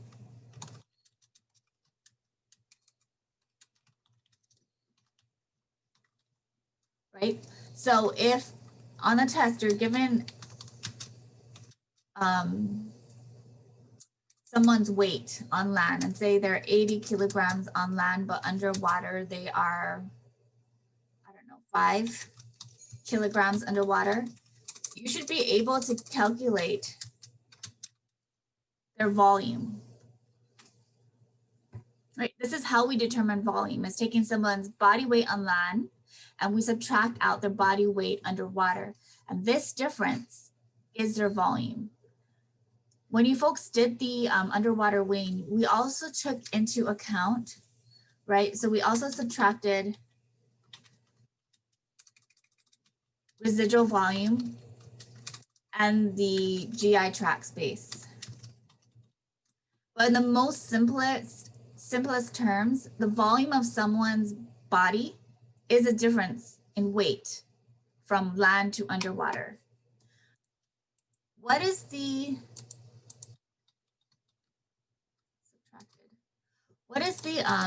what are the methods for this? So what are the pre-testing guidelines?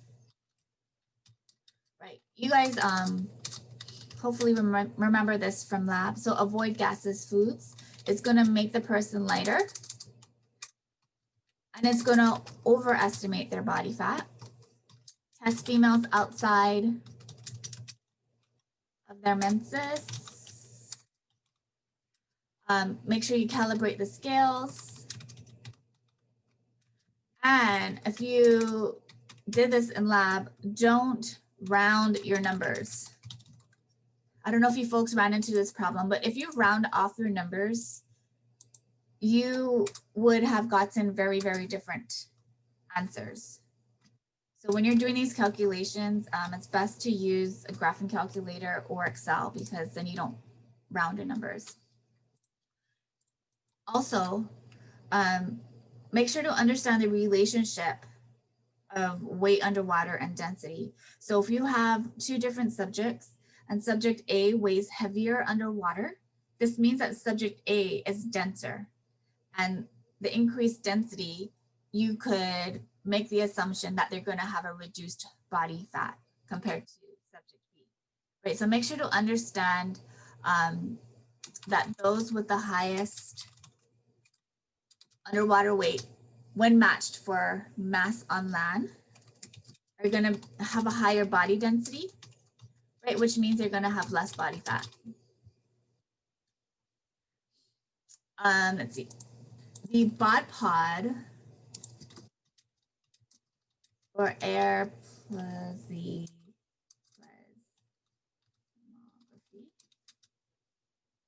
Of course, I didn't spell that right.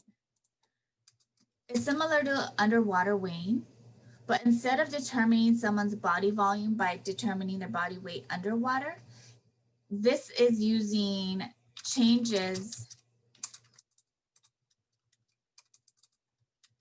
in volume of air within the bod pod. So this is actually measuring body volume directly without having to submerge someone completely underwater. So it uses the changes in air volume to determine body density, because this uses the same equation, right? Where now the bod pod is measuring volume directly, and we know the person's mass, which is their weight on land, so we can determine their body density. And then we can plug that into the equation for body fat to determine someone's body fat. So the bod pod, one of the biggest assumptions or guidelines for this is that the subject needs to wear a swimsuit and a swim cap and try and remove facial hair as much as possible. And the reason for this is if you were to wear bulky clothing, right, the bulky clothing is going to trap warm air between the clothing and the skin. And this air is going to become, this warmer air is going to result in a decreased body volume, meaning heating up the air is going to make it more compressible. And if you make the air more compressible, it's going to underestimate someone's body volume. So if they don't do this, it's going to underestimate body volume. So if we look at this equation, and if volume increases, what happens to this number? Oh wait, I'm sorry, I'm seeing it backwards. We decrease body volume. What happens to our density? Our density increases because our volume decreases. So as a result,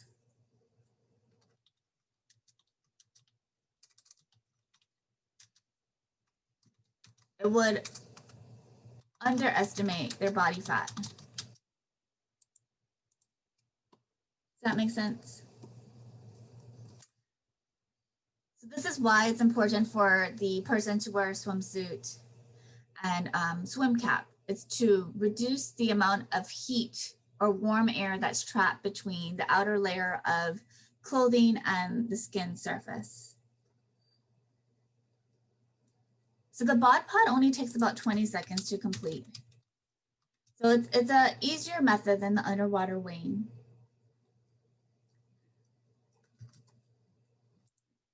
So for the DEXA uses X-rays, or actually the attenuation of X-rays, to determine density. So DEXA's not a tuned compartment model because it's measuring protein or bone, right? Plus fat mass. So it's usually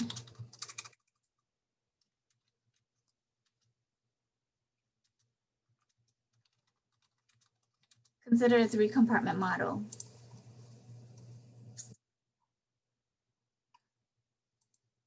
How this works is the X-ray is going to be sent through the person, and the level of attenuation is going to be detected by the arm, which is detecting the amount of X-ray that went through the body. So this is why it's called absorptiometry. Right, so this is dual energy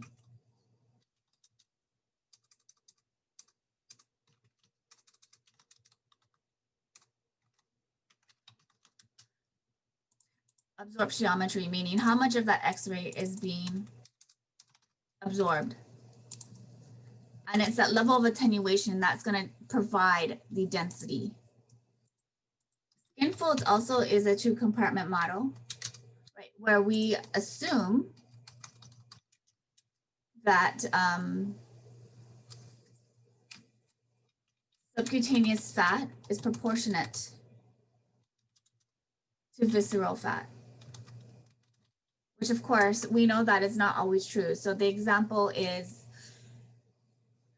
in native Asians, so Asians from Asia have a higher percentage of visceral fat versus subcutaneous fat. So we know in this race, it's going to be different. This assumption is not going to hold true. So make sure to understand or know the 3 sites that are used for females and males. So for males, the acronym is CAT. And then for females, the acronym is TST, with thigh being the common denominator. So for males, it's chest, abdomen, and thigh. And then for females, it's tricep, suprailiac, and thigh.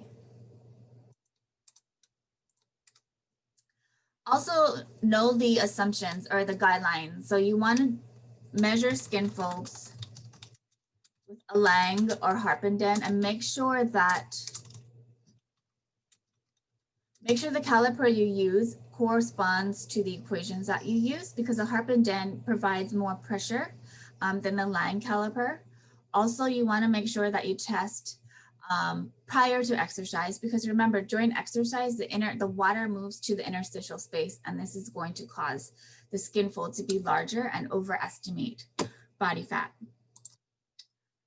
BIA is another tune compartment model, bioimpedance analysis, which means that the machine sends a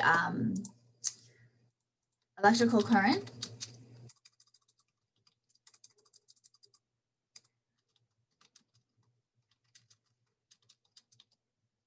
through the body, and the speed is going to be dependent upon water or muscle mass, because muscle is comprised of a lot of water.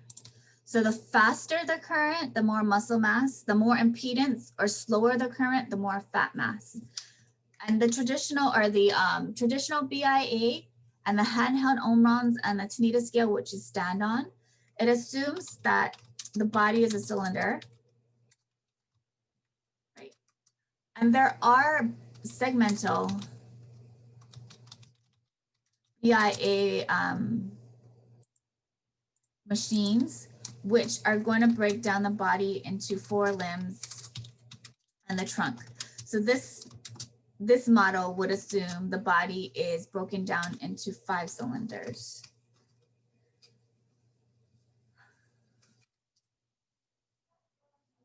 So if you're using a handheld Omron, right, and you're holding it in front of you like this, it's really measuring the speed of the current through your upper body.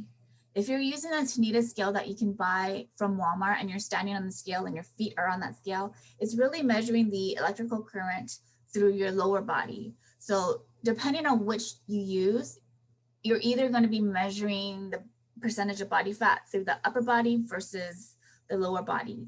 The traditional BIA is the one in the lecture slides, where the subject is laying supine.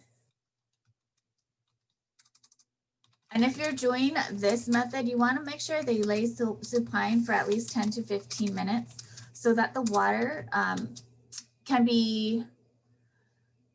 so that the water distribution is going to be the same between pre and post testing, right? Because this is dependent upon the water.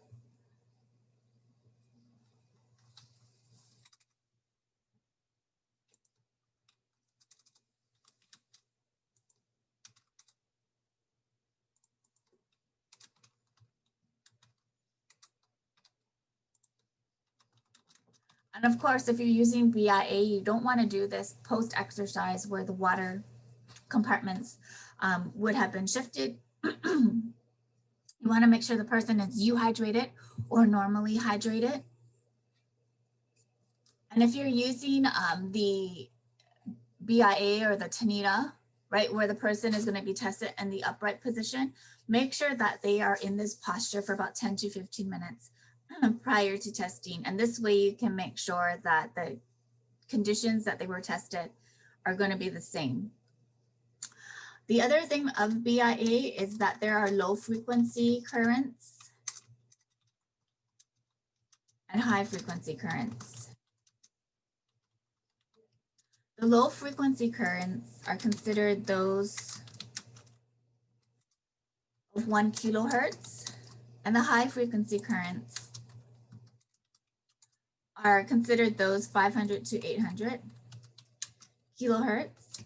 And the difference between this is that the low frequency currents only move through,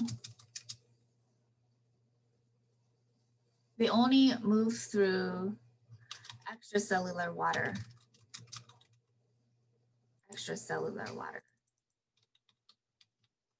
Meaning the water outside the cells, versus the high frequency currents move through extracellular and the intracellular water. So when I'm talking about the extracellular water, this is water outside of the cells. So this is the water in the vascular space, or in our blood vessels and our veins and our arteries, and interstitial space.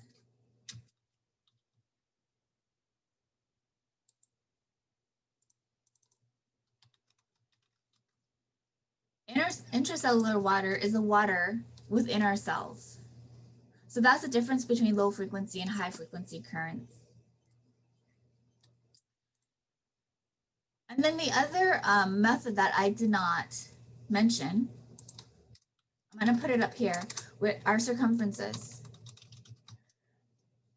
Circumferences are a really great method for determining body composition for fields and for field-based methods. You don't have the equipment if you're trying to test multiple individuals. And this is the recommended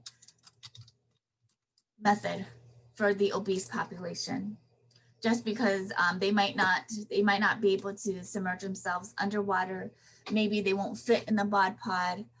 Maybe their skin fold will not fit within the caliper for skin folds. So anthropometrics is going to be the preferred methodology for the obese population. And there are equations that will predict body fat from circumferences. And these methods assume circumferences are affected by fat mass and muscle mass, and therefore are related to fat mass and lean body mass. So essentially, for circumferences can be used to estimate body fat, and it also gives you an indication of gynoid versus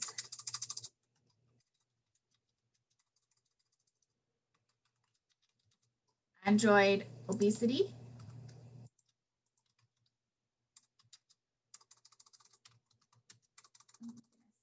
Android obesity, which is the apple shape,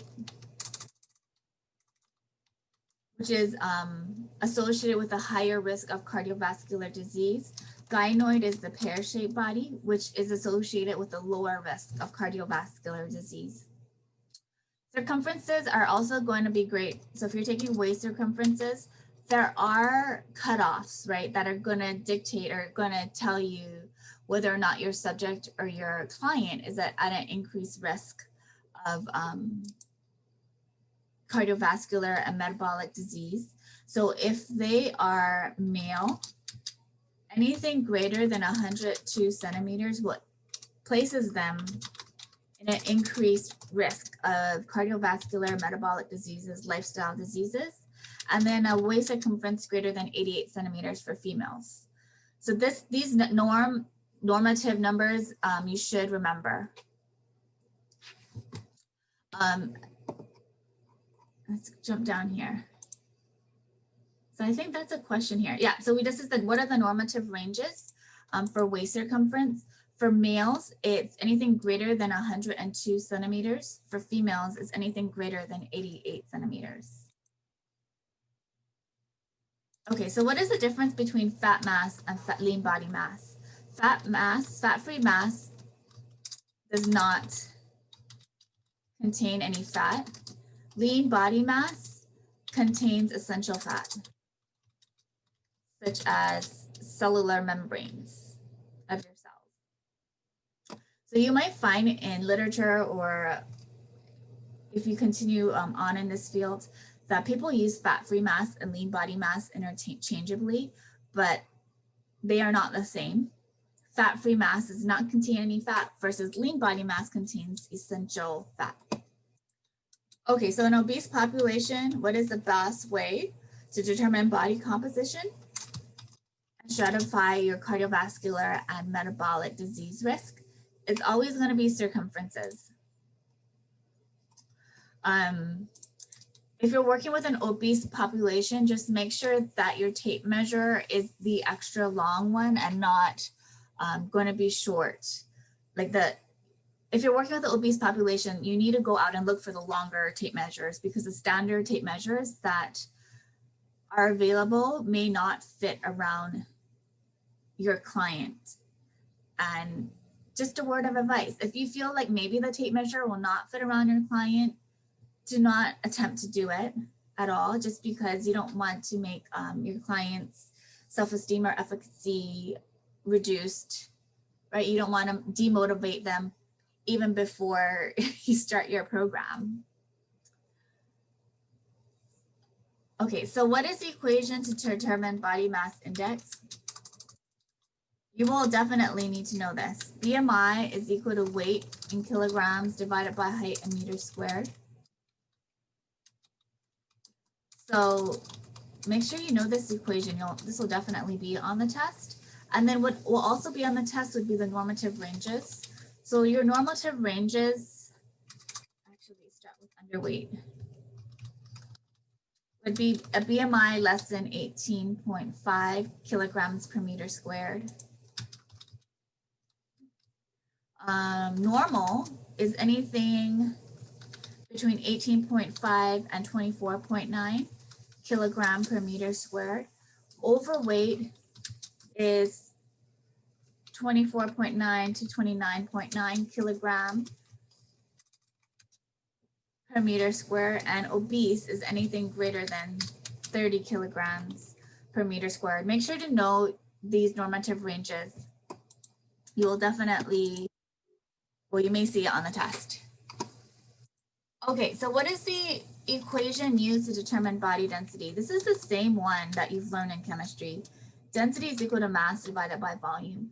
So the methods which uses density are our underwater weighing and our BOD-POD. So these methods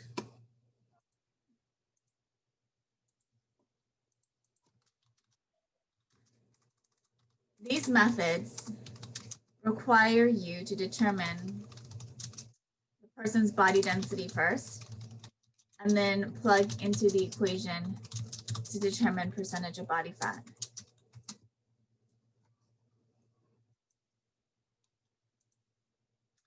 And then we cover this. So for males, the acronym is CAT, so chest, abdomen, and thigh.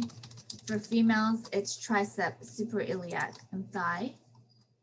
What are the lowest healthy ranges of body fat for males? Anything lower than 5% would be cautionary. And then for females, 8 to 10% of body fat would also be cautionary. But remember, with every method of measuring body fat, there's going to be a standard error of the estimate. So when you guys did body composition in lab, for example, in the skin fold equation, there was this very, very long equation, right? That went on 2 or 3 lines.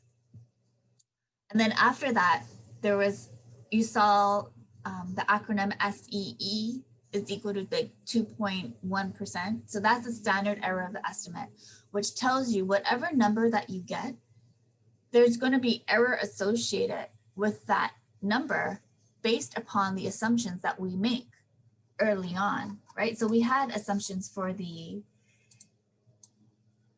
2-compartment model. And because of these assumptions, there's going to be an error associated with these field-based methods. And so when you do your, say you do skin folds and the body fat comes out to be, say, 9% for a female. And if you look at the equation, I'll tell you that the standard error of the estimate is, for example, 2%. So if the body fat you measure is 9, this actually means that person's body fat could be anywhere from 7% to 11%, right? Because there's a plus and minus 2% error range. So just keep this in mind when you're using this in the field. So if you measure someone's body fat, a female's body fat, and it's 8%, although that is okay, it could actually be 6%. So in these cases, make sure to really observe and to really,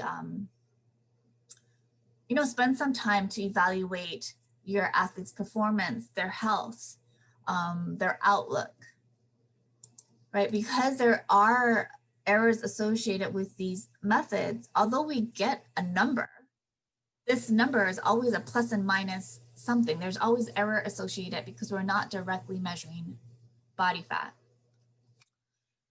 Especially in females, a very low body weight, a percentage of body fat is associated with the female athlete triad, and it's associated with 3 aspects, right? So an eating disorder, amenorrhea,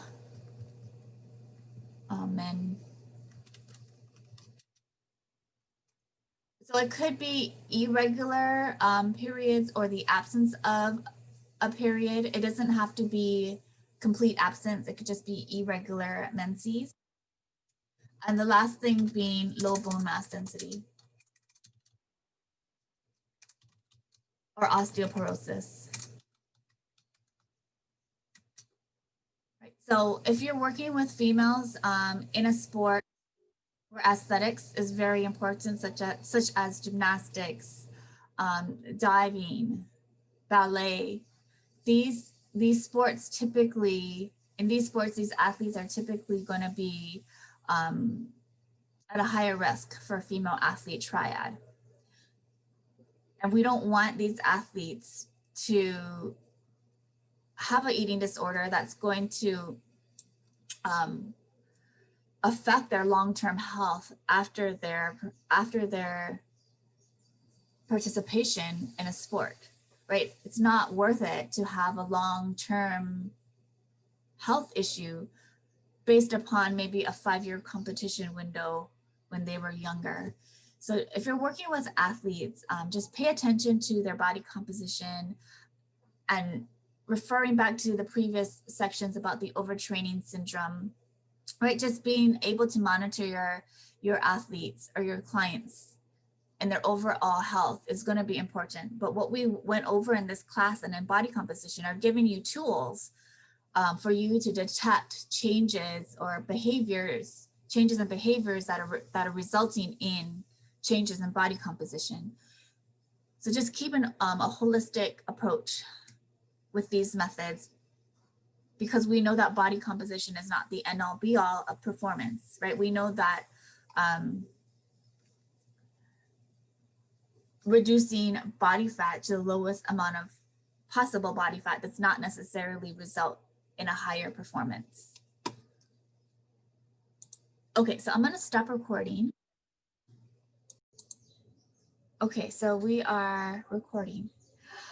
So the first nutrition question. So in the nutrition section, focus on studying the nutritional aspects which are related to exercise performance. So this is where I pull the review questions, is how does nutrition affect our ability to perform exercise and to enhance our performance? So the first question is, what is carbo loading and how is it used? I'm not sure why this is there. So carbo loading is when we increase our carbohydrate intake the week and the day prior to our endurance event. So it would be used in activities that would be lasting longer than 60 seconds or 60 minutes, of course. I remember if there was a graph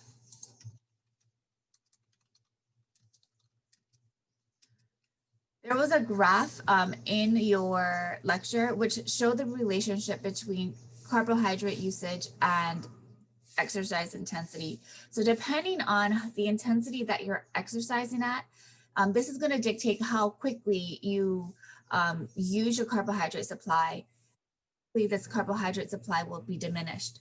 So the higher the intensity of your exercise, you're going to be able to deplete your carbohydrates in a shorter amount of time, such as 30 minutes, versus if you're working at a very low intensity, your carbohydrate supply is going to last hours.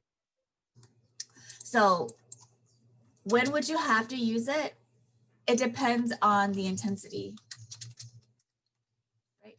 So if you are going to engage in a very high intensity endurance event lasting longer than 1 hour, it probably would be best for you to carbo load, just because it's going to increase the amount of glycogen storage that you will have and that you would be available for you to use during exercise. So that it increases like glycogen storage by 2 to 3 times or 2 to 3 folds, which is a 200 to 300 times increase over our basal glycogen storage, which is a big deal. So how is it used? There are 2 different methods that we covered in the lecture. One was the traditional method where there is exercise taper along with a decrease in carbohydrate intake. And then a few days prior to your event, this is when carbohydrate intake would increase. And the analogy I provided here was to maximize a battery, the energy within a battery, we need to drain it prior to reloading it with energy. So this is what the traditional method uses or banks on. That's the crux of that methodology. Then we have the A-Strands method, where this one states that we don't need to decrease carbohydrate intakes. Right, so there's no need to deplete the battery prior to recharging. But this method still requires a taper of exercise plus an increased carbohydrate intake prior to the event. And this increased carbohydrate intake alongside the tapering of exercise will help to carbo load. And this brings us to the benefits of it. Right, so there's going to be a 2 to 3 times increase in glycogen storage. And what this means is that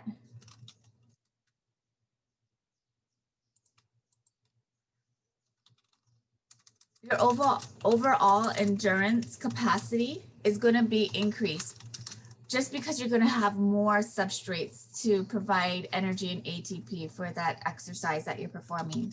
So it's going to increase your time to exhaustion. And then if you are doing, if you are engaging in a long distance event, it's going to also help to increase your sprinting ability.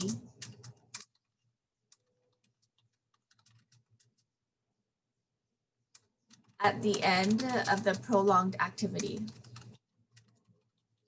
So this brings us back full circle. If you recall, on the first day of this class, I talked about Steve Prefontaine from Oregon and how he didn't believe in pacing. And his theory of racing was you go all out from the beginning of the race to the end of the race. But his coaches were trying to teach him you have to pace. And the reason why you have to pace is because if you go all out high intensity from the beginning of your event, you're going to deplete all your carbohydrates, which is our preferred source of energy. And so at the end of the race, he actually lost 3rd place in the Olympics because he was overtaken by another athlete who did pace, who had enough glycogen storage to maintain the sprinting speed or ability at the end of the race. So this is where pacing comes into play, where the whole theory of pacing is that we conserve our carbohydrates or glycogen storage until the end of the race, where we can enhance our sprinting ability, even though we had been performing for a long period of time prior to that. So there are drawbacks of carbo loading. One is, as you can guess, there is a tapering effect, right? So there is going to be a detraining effect that's associated with it, because we don't want to train hard while consuming a lot of carbohydrates, excuse me, because we would just be using the carbohydrates that we've just stored. So there's going to be a detraining effect. Also, if you've ever noticed, after you've eaten a really heavy carbohydrate meal, you become heavy and you feel stiff. And the reason for this is because carbohydrate is a very heavy substrate in the sense that with every gram of glycogen that's stored, 2.6 grams of water is also stored alongside of it, which makes this a very heavy fuel. It makes it makes us less agile. So if the performance or the event that you're going to be participating in requires agility, perhaps carbohydrate loading will not be beneficial to that event, although it would increase your endurance capacity. Also, if you're working with a diabetic individual,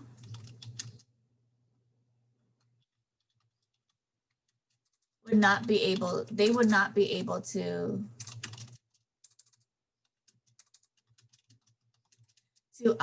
participate in carbo loading. And this goes for both type 1 and type 2 diabetics. And in type 1 diabetics, type 1 diabetics can participate in sport and exercise. And when they work with their endocrinologist, it becomes a little bit tricky when they participate in sports such as cross-country running or events or sports that require long endurance type activity. It's going to be easier for type 1 diabetics to participate in sports that aren't long distance in nature. But remember when we participate in high intensity interval training, our blood glucose levels can be 40 to 50% higher than basal resting levels. So depending on the sport, the type 1 diabetic athlete would have to work with their endocrinologist to determine when to dose insulin, when they will require oral glucose supplementation, right? Because after exercise of high intensity, their blood glucose will be much higher. So they might need extra insulin if they're participating in those types of sports, versus if it's going to be more of a field-based sport, such as soccer or hockey or basketball, where there's a duration involved in it, glucose ingestion may be necessary at different intervals. So type 1 diabetics are able to participate in sport. They just need to work with their endocrinologist to figure out when the glucose ingestion should take place. They always have to have the supplies on hand. So diabetic individuals obviously would not be able to partake in carbohydrate loading. So therefore, they probably might not be competitive in long distance or long endurance events. But not to say they can't participate in other types of sports. Okay, so when would a sport drink with carbohydrate be used? So similar to carbo loading, the general time we say it would be 1 hour. So if you have athletes that are participating in events that last less than 1 hour or exactly 1 hour, supplementing with carbohydrate would not necessarily be beneficial. However, if they are in a tournament, right, where they have maybe 45-minute work bouts interspersed throughout the day, carbohydrates supplementation in a sport drink would probably be beneficial to help them replenish their glucose or their glycogen. So, and what types of activities would require this? Obviously, the aerobic type activities, meaning the activities that are going to be lasting less than 60 minutes. However, if you have anaerobic activities that when you add up the duration and it lasts longer than 60 minutes, carbohydrates supplementation in a sport drink may be beneficial. And recall, it's just really gonna depend on the intensity of the activity. So although we say 60 minutes, we assume that the individual will be working at moderate to vigorous intensity and not at a super maximal or maximal intensity. If you have an athlete who is participating in a sport that is performing at super maximal intensity, this time, right, 60 minutes would be decreased because they would blow through that carbohydrates storage much quicker. So what effect does, so what is the amount of carbohydrates in the drink? So in other words,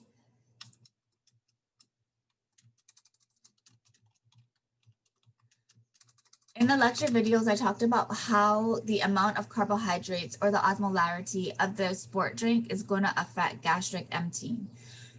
So 6% carbohydrates is typically what's recommended. Anything above 6% solutions would inhibit or slow down gastric emptying, which just means the athlete would feel GI distress, maybe a little bit more, if the carbohydrate drink is greater than 6% solution. And when working with athletes, right, you just want to determine or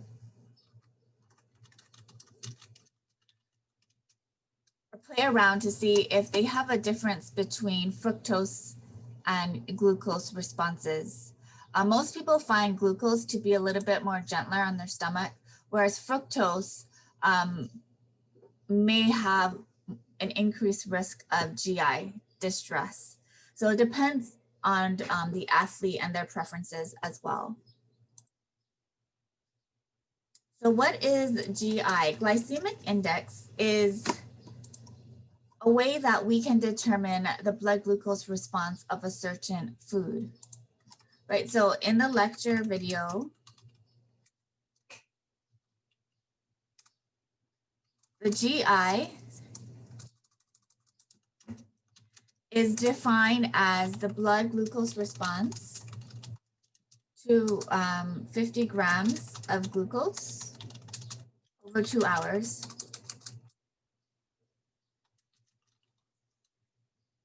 In comparison to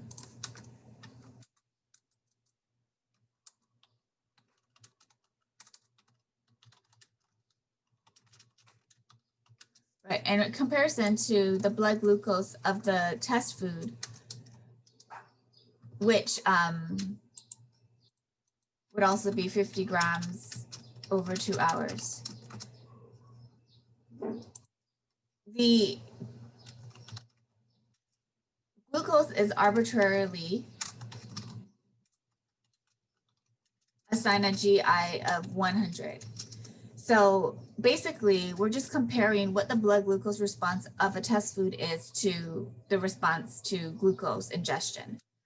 So it's important for you guys to know the ranges. So a high GI food is anything greater than 70.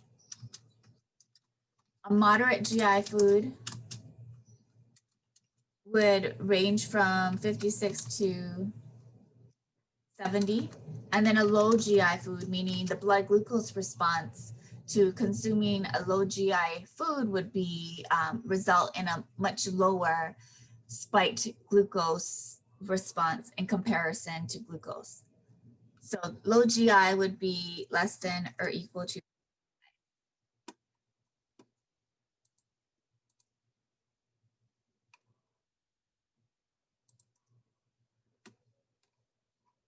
So I just went online and I found an example or a table with different foods with GI, with their GI values. And so you can see that things such as nuts, peanuts is gonna be considered a low GI food. Foods that have the highest GI would be white bread, taco shells, and potatoes. And the thing to remember is if you're consuming these foods with foods that are going to be high in protein or fat, it's going to lower the overall GI effect. So if you're eating peanut butter on white bread, the GI would actually be lower than 100.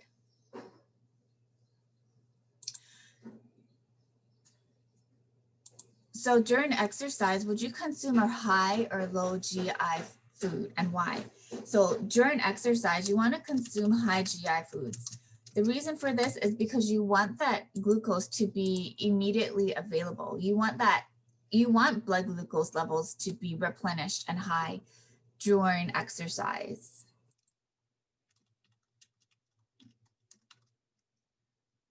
Prior to exercise,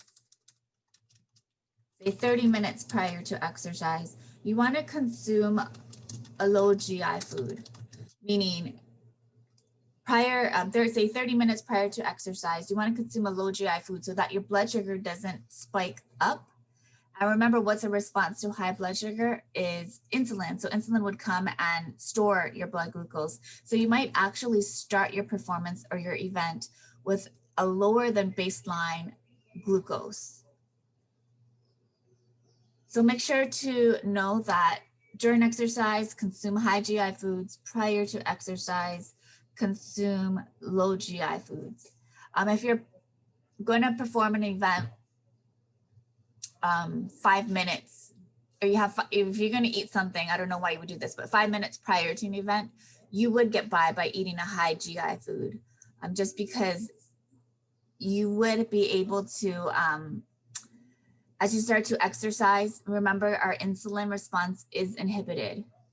So you would probably be okay as far as eating 5 minutes prior to exercise, but anything longer than that it'd be best for you to consume a low GI food. Okay, so the RDAs for children. So remember, for children, we have different age groups.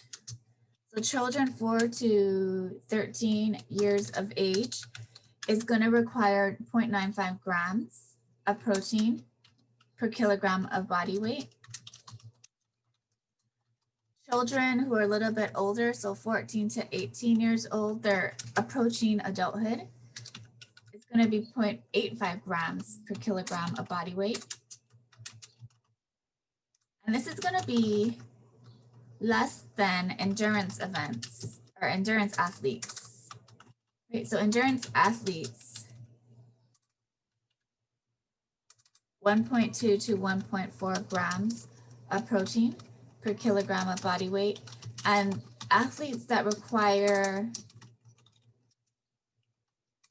the highest amounts of protein would be strength athletes.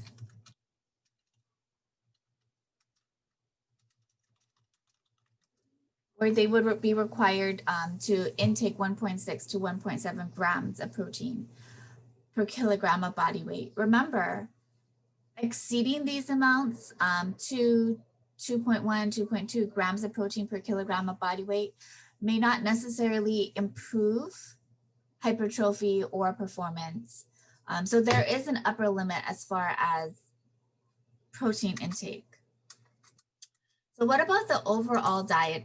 What should the overall diet be comprised of? Carbohydrates, proteins, and fat. So for carbohydrates, depending on whether or not they are endurance or strength, it should be comprised about 50 to 65%, right? So if they are endurance athletes, they would be in the upper range. If they are maybe strength athletes, they would be in the lower range. So depending on the intensity of the exercise that they are training with and the event or the type of exercise they are doing or the sport, this is going to dictate how much carbohydrates that their diet should be comprised of. As far as fat, no more than 35% of the diet should be comprised of fat, with less than 10% being saturated. Remember, fat is essential for normal bodily functions, and it provides that feeling of being full when we eat. And then protein, right, should be about 10 to 15% of your total diet, with these specific RDAs depending upon the type of athlete or the type of sport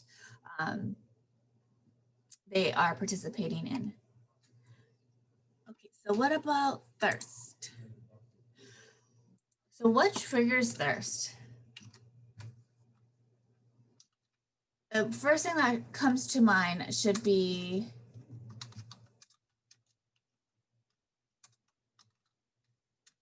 plasma osmolality. So as we become dehydrated, right? So what happens when we become dehydrated? We lose plasma volume and plasma osmolality increases. So as plasma osmolality, this is going to stimulate or signal to the osmoreceptors of the hypothalamus.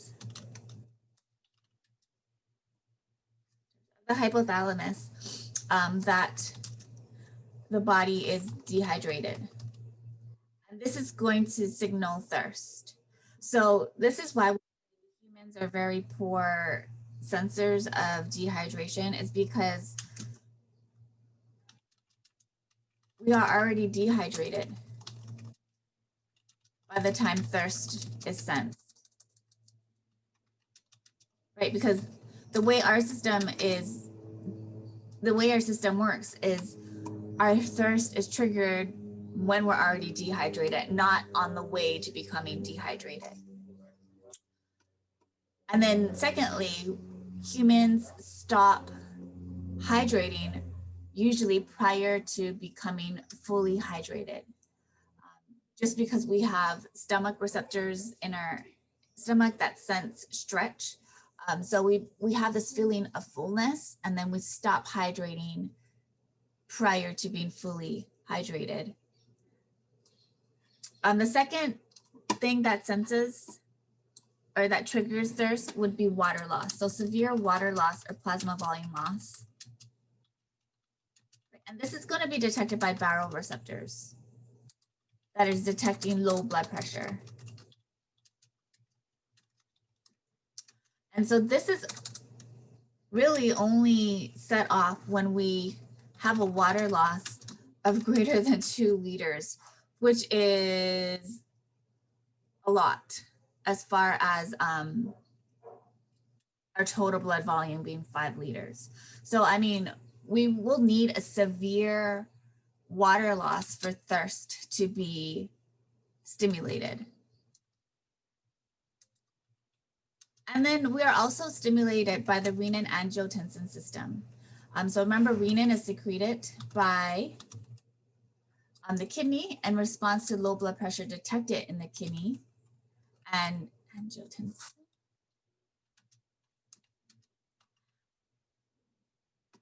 And the initiation or this model or this response is going to stimulate thirst.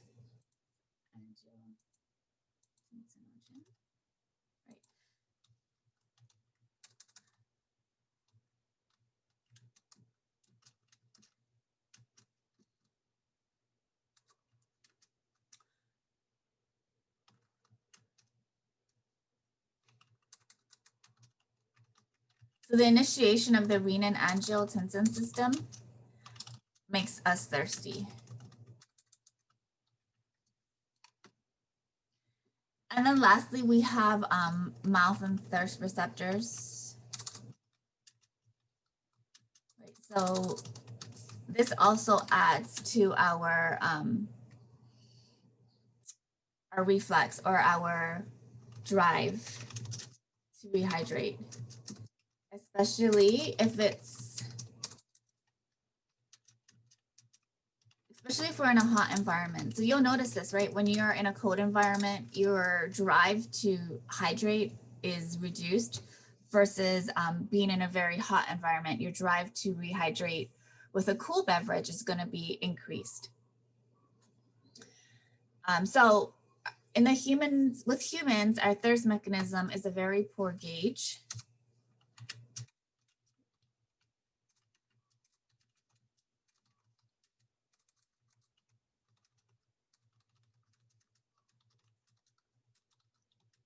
And doesn't sense dehydration. And we don't have thirst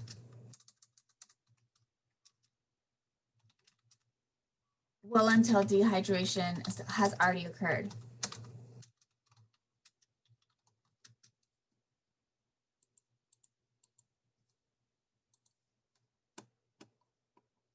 So our thirst mechanism doesn't match our hydration state exactly, which makes us very poor rehydrators. So this is why the ACSM recommendation for exercise is to have your athletes consume 500 milliliters prior to the event and periodically throughout the event, typically if it's a long endurance event, to rehydrate, even if they aren't thirsty, even if they don't sense thirst, because once thirst is sensed, we are already dehydrated, and our ability to rehydrate from that state is going to be reduced. In the lecture videos, I talked about how our sweat rate can exceed our ability to hydrate and for our stomach and our GI tract to reabsorb. So that, say our sweat rate is very, very high because we're heat acclimated, right? So sweating out more water than our bodies will physically be able to reabsorb back into our blood volume. So unlike dogs are able to hydrate exactly match their hydration status. And humans were not very well adapted to this at all. Let's see. Hi. So there's a question about if we consume high GI foods during exercise, wouldn't that contradict what we learned about during exercise? Blood moves away from the GI and more toward the working muscles. Yes. So that's a good question. However, that's a good point, right? So this is why we want simple sugars, is because it's going to be easily absorbed and made immediately available for use as a substrate versus eating complex carbohydrates during an event that would cause GI distress. And also increasing the osmolality of a rehydration beverage actually increases the absorption of the liquid or of the hydration from the GI tract to the bloodstream. Secondly, during exercise or during walking, this the movement of your body helps to increase the absorption rate through the small intestine. So this is why during exercise, you always want to supplement with a simple sugar, with a sugar that isn't complex. And you want to use it if it's going to be in a hydration drink, to use it in a low enough concentration where increased osmolality of the hydration drink will increase absorption through the GI tract, but not cause GI distress. That's a good question. You're right. So it's sort of like a give and take, right? Am I going to give my body more substrate at the expense of maybe causing GI distress? Because if I don't replenish my carbohydrates in my long endurance event, I'm going to end up walking or not being able to complete the event at a high enough intensity for me to be competitive.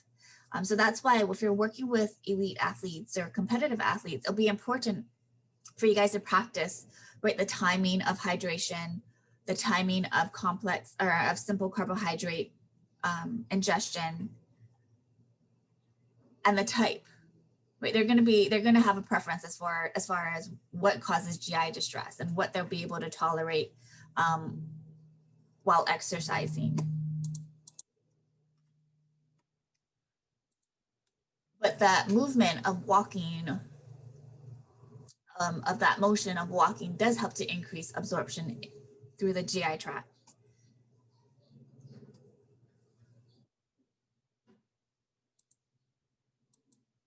Okay, so the next question is, why would vitamin B deficiency result in lack of energy?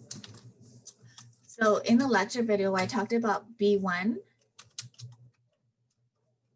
or thiamine being important in, it's required for the conversion of pyruvic acid to acetyl-CoA. So this is the first step of Krebs. Oh wait, pyruvic acid to acetyl-CoA. This is the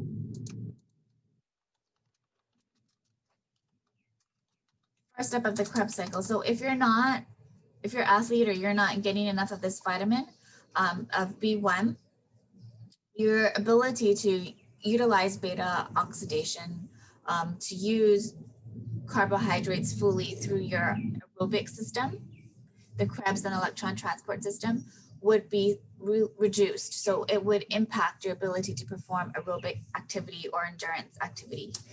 So B2 is riboflavin. And this is important because it becomes FAD. So this is used to form FAD, which you recall is an important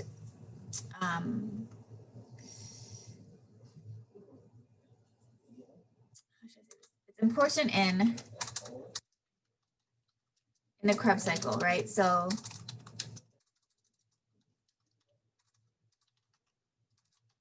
remember, the redox potential of the FAD and the FADH is what is important in the Krebs cycle. And the production of FADH is what's used in the electron transport chain.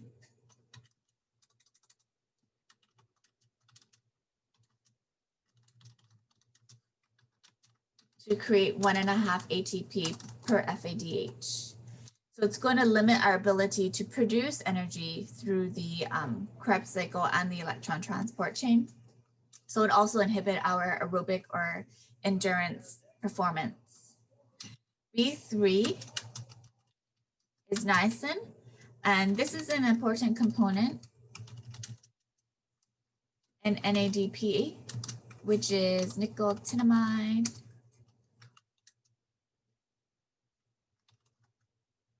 adenine dinucleophosphate,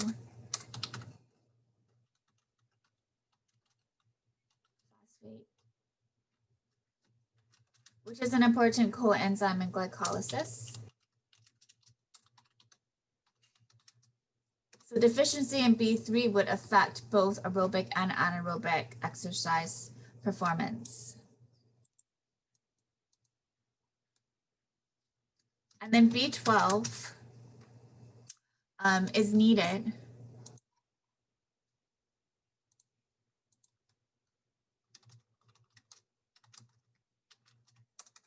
for red blood cell production. So you can see if we have a deficiency in B complex vitamins, it would result in reduced energy because we have a reduced ability to produce ATP through both the Krebs, or through both anaerobic and aerobic metabolism.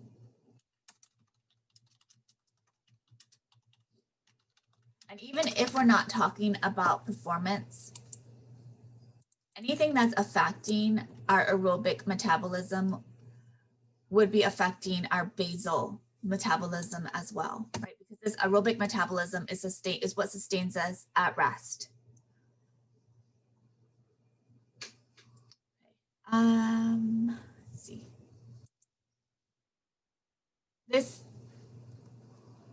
So athletes that would typically be most like increased risk of deficiency in vitamin B complexes would be our vegan, or vegetarian, those that do not consume a lot of meat or dairy. So if you're working with athletes who limit their meat intake, it'd probably be best for you to have them meet with a nutritionist or a dietitian about their diet to make sure that they are getting the RDAs for all the vitamins within. And if they're not, then to supplement with vitamins. So the bottom line is, if they're deficient in vitamin, supplementation would improve their performance. But if they are good as far as vitamin B intake, supplementation would not enhance performance. And that's usually the general rule for all of our nutritional dietary requirements, right? So if we are getting the minimum required protein in our diet, extra supplementation would not necessarily improve our performance because we're already getting what we need. So I believe we covered this in the previous section, but I just wanted to cover it again because this is the nutrition section.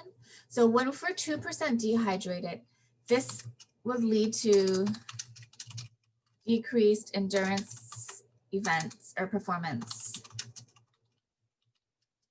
Right, so it's going to affect our long distance, long endurance events versus if we're thinking about strength, events that require muscular strength or our anaerobic performance. Studies have shown that dehydration either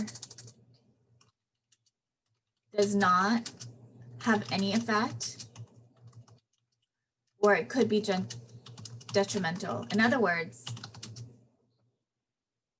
our anaerobic performance or performance that's reliant on muscular strength or power would be less affected by dehydration versus long endurance events. And remember, what the bottom line of that is the drop in plasma volume.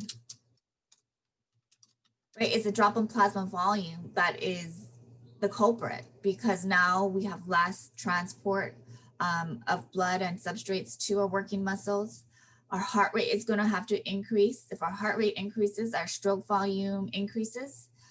In that case, our cardiac output decreases and VO2 max decreases. So it's this plasma volume, the amount of blood that we have available to us that's going to be redistributed throughout the body. That is the bottom line, because it's limited. It's usually very stable. We can't increase it a whole lot. When we do acclimate or acclimatize, we're going to be able to have at most a 10% plasma volume expansion, which is great, but it's not a huge amount at the same time.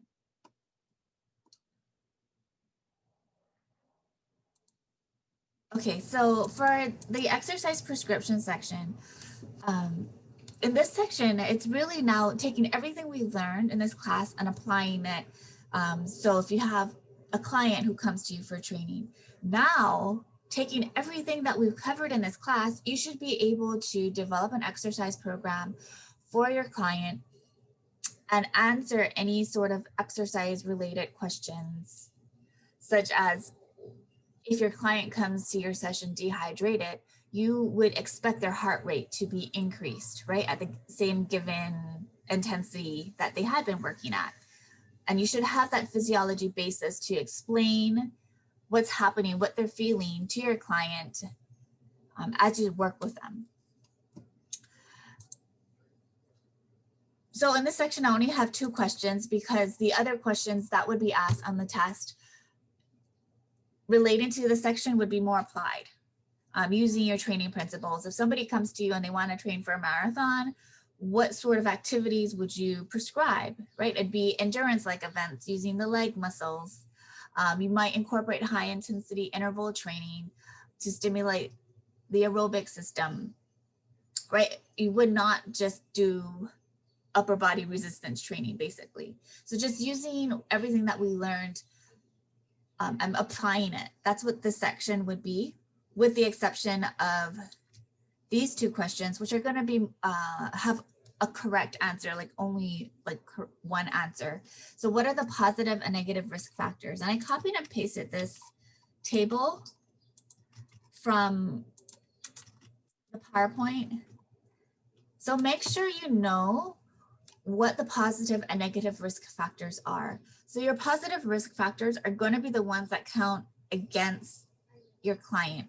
So if they are a male greater than 45 years of age or a female greater than 55 years of age, that counts as one.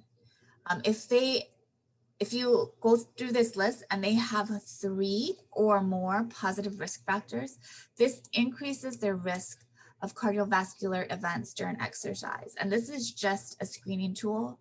The ACSM used to use this as the screening tool. However, they've sort of moved away from the coronary artery disease risk factor screening tool. And my best guess is because if they have one of these symptoms or factors, they probably have all of them, such as if they're hypertensive, they probably have dyslipidemia, which means high cholesterol. They might be pre-diabetic and obese, and they probably have a sedentary lifestyle. However, I still like this chart because it really gives you a weighted view of your client's health.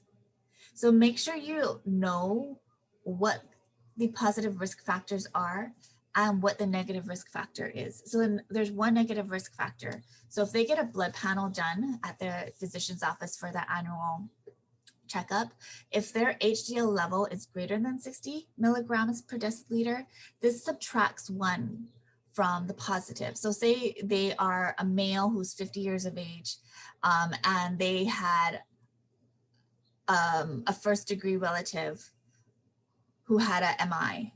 So say they have 2 positive risk factors. If their blood panel comes back and everything is good, their blood pressure is good, their lipid levels are good, and they actually have high HDL, it's going to subtract 1 risk factor. So they're only going to have one component or one factor, one positive risk factor, just because the negative one subtracted 1. So this is one screening tool that can be used. It also assumes that they have the blood work or the blood panel completed at the physician's office.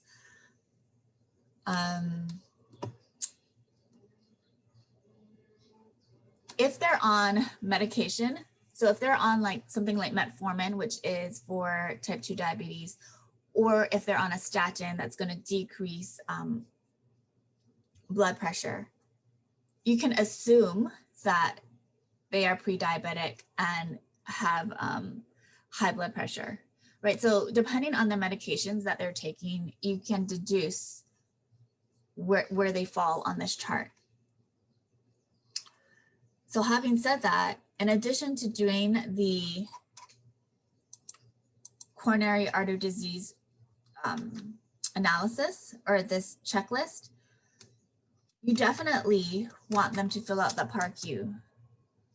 Hopefully you guys filled out, did you guys fill out the PAR-Q in the exercise physiology lab portion? I'm not sure if you still did. But this is an important questionnaire because it's going to just give you a blanket yes or no, is my client at risk of a cardiovascular event, a metabolic event?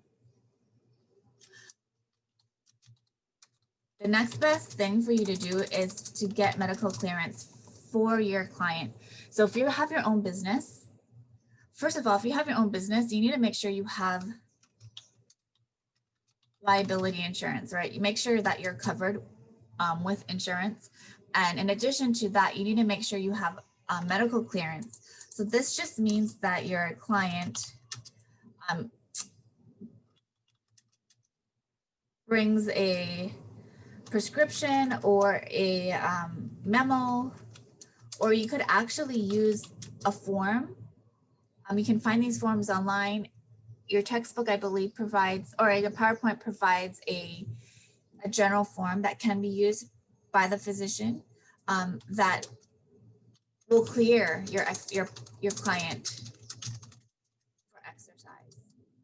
And the important questions are you medically cleared by your primary care physician? And are there any limitations or anything that your physician says you need to avoid?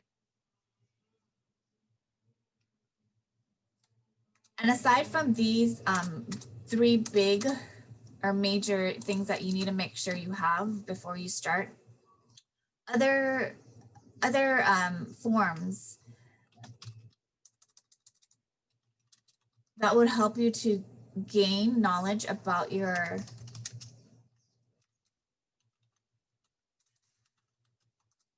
client would be something like a lifestyle questionnaire. This might ask about their sleeping patterns, their sleeping habits, the alcohol intake, whether or not they're a cigarette smoker or tobacco user, or in this case, vaping, right? So if they have, what their smoking habits are, what are their regular physical activity habits currently, right? So this information is going to give you a lot of information before you even meet your client or develop a program for them. So if they're not sleeping well, you probably don't want them to do anything too strenuous starting off, right? Until they are getting enough sleep. If they are a regular exerciser, you know that you could start off strong as far as providing high intensity exercise to begin with. So depending upon where they are on the spectrum or continuum is going to dictate the intensity as well. So your book provides the intensities as outlined by the percentage of heart rate reserve using the Carvonen formula, right? Depending on their level, their fitness level. However, you also have to take into psychosocial cues into this. So what I mean by that is if they are, they want to see results right away. They are used to high intensity exercise. This means you need to use progressive overload or apply progressive overload pretty quickly, right? They want to see results. They want to feel like they're working hard. However, if you have a client who is exercise timid, not very sure about their abilities, you're going to use a slower progression, right? You're going to introduce a few exercises each time you meet and wait for them to become comfortable and have the esteem and efficacy in performing those before moving on to a compound exercise. And this is going to help to increase their adherence to the exercise program depending on their perception of how they're doing in the program. So other forms that would probably help you would be things like a medical history questionnaire. This could either be completed by the physician or be self-reported. If it's completed by the PCP, right, you're gonna get only a snapshot of what the PCP knows or that physician has seen the patient for, right? So if they had sprained their ankle, but they didn't go in to see their doctor, it's not gonna be on this medical history questionnaire. However, if you have them do a self-reported questionnaire, it should be more of a general or all-encompassing history, right? They're going to tell you the last time they fell down and they sprained their shoulder or a knee injury that they've sustained. Versus if it's going to be filled out by the physician, it's going to only be medically based and what the physician knows. So if you really want a well-rounded, if you're working with a really specialized populations. For example, we do it for cancer exercise rehabilitation. We get both. We get both a self-reported history, and then we get the history from their oncologist. And that way we'll have a really clear picture of what their limitations are as far as everyday activities, and then when they were diagnosed, what medications they were on, the last date of that, the medication or chemo.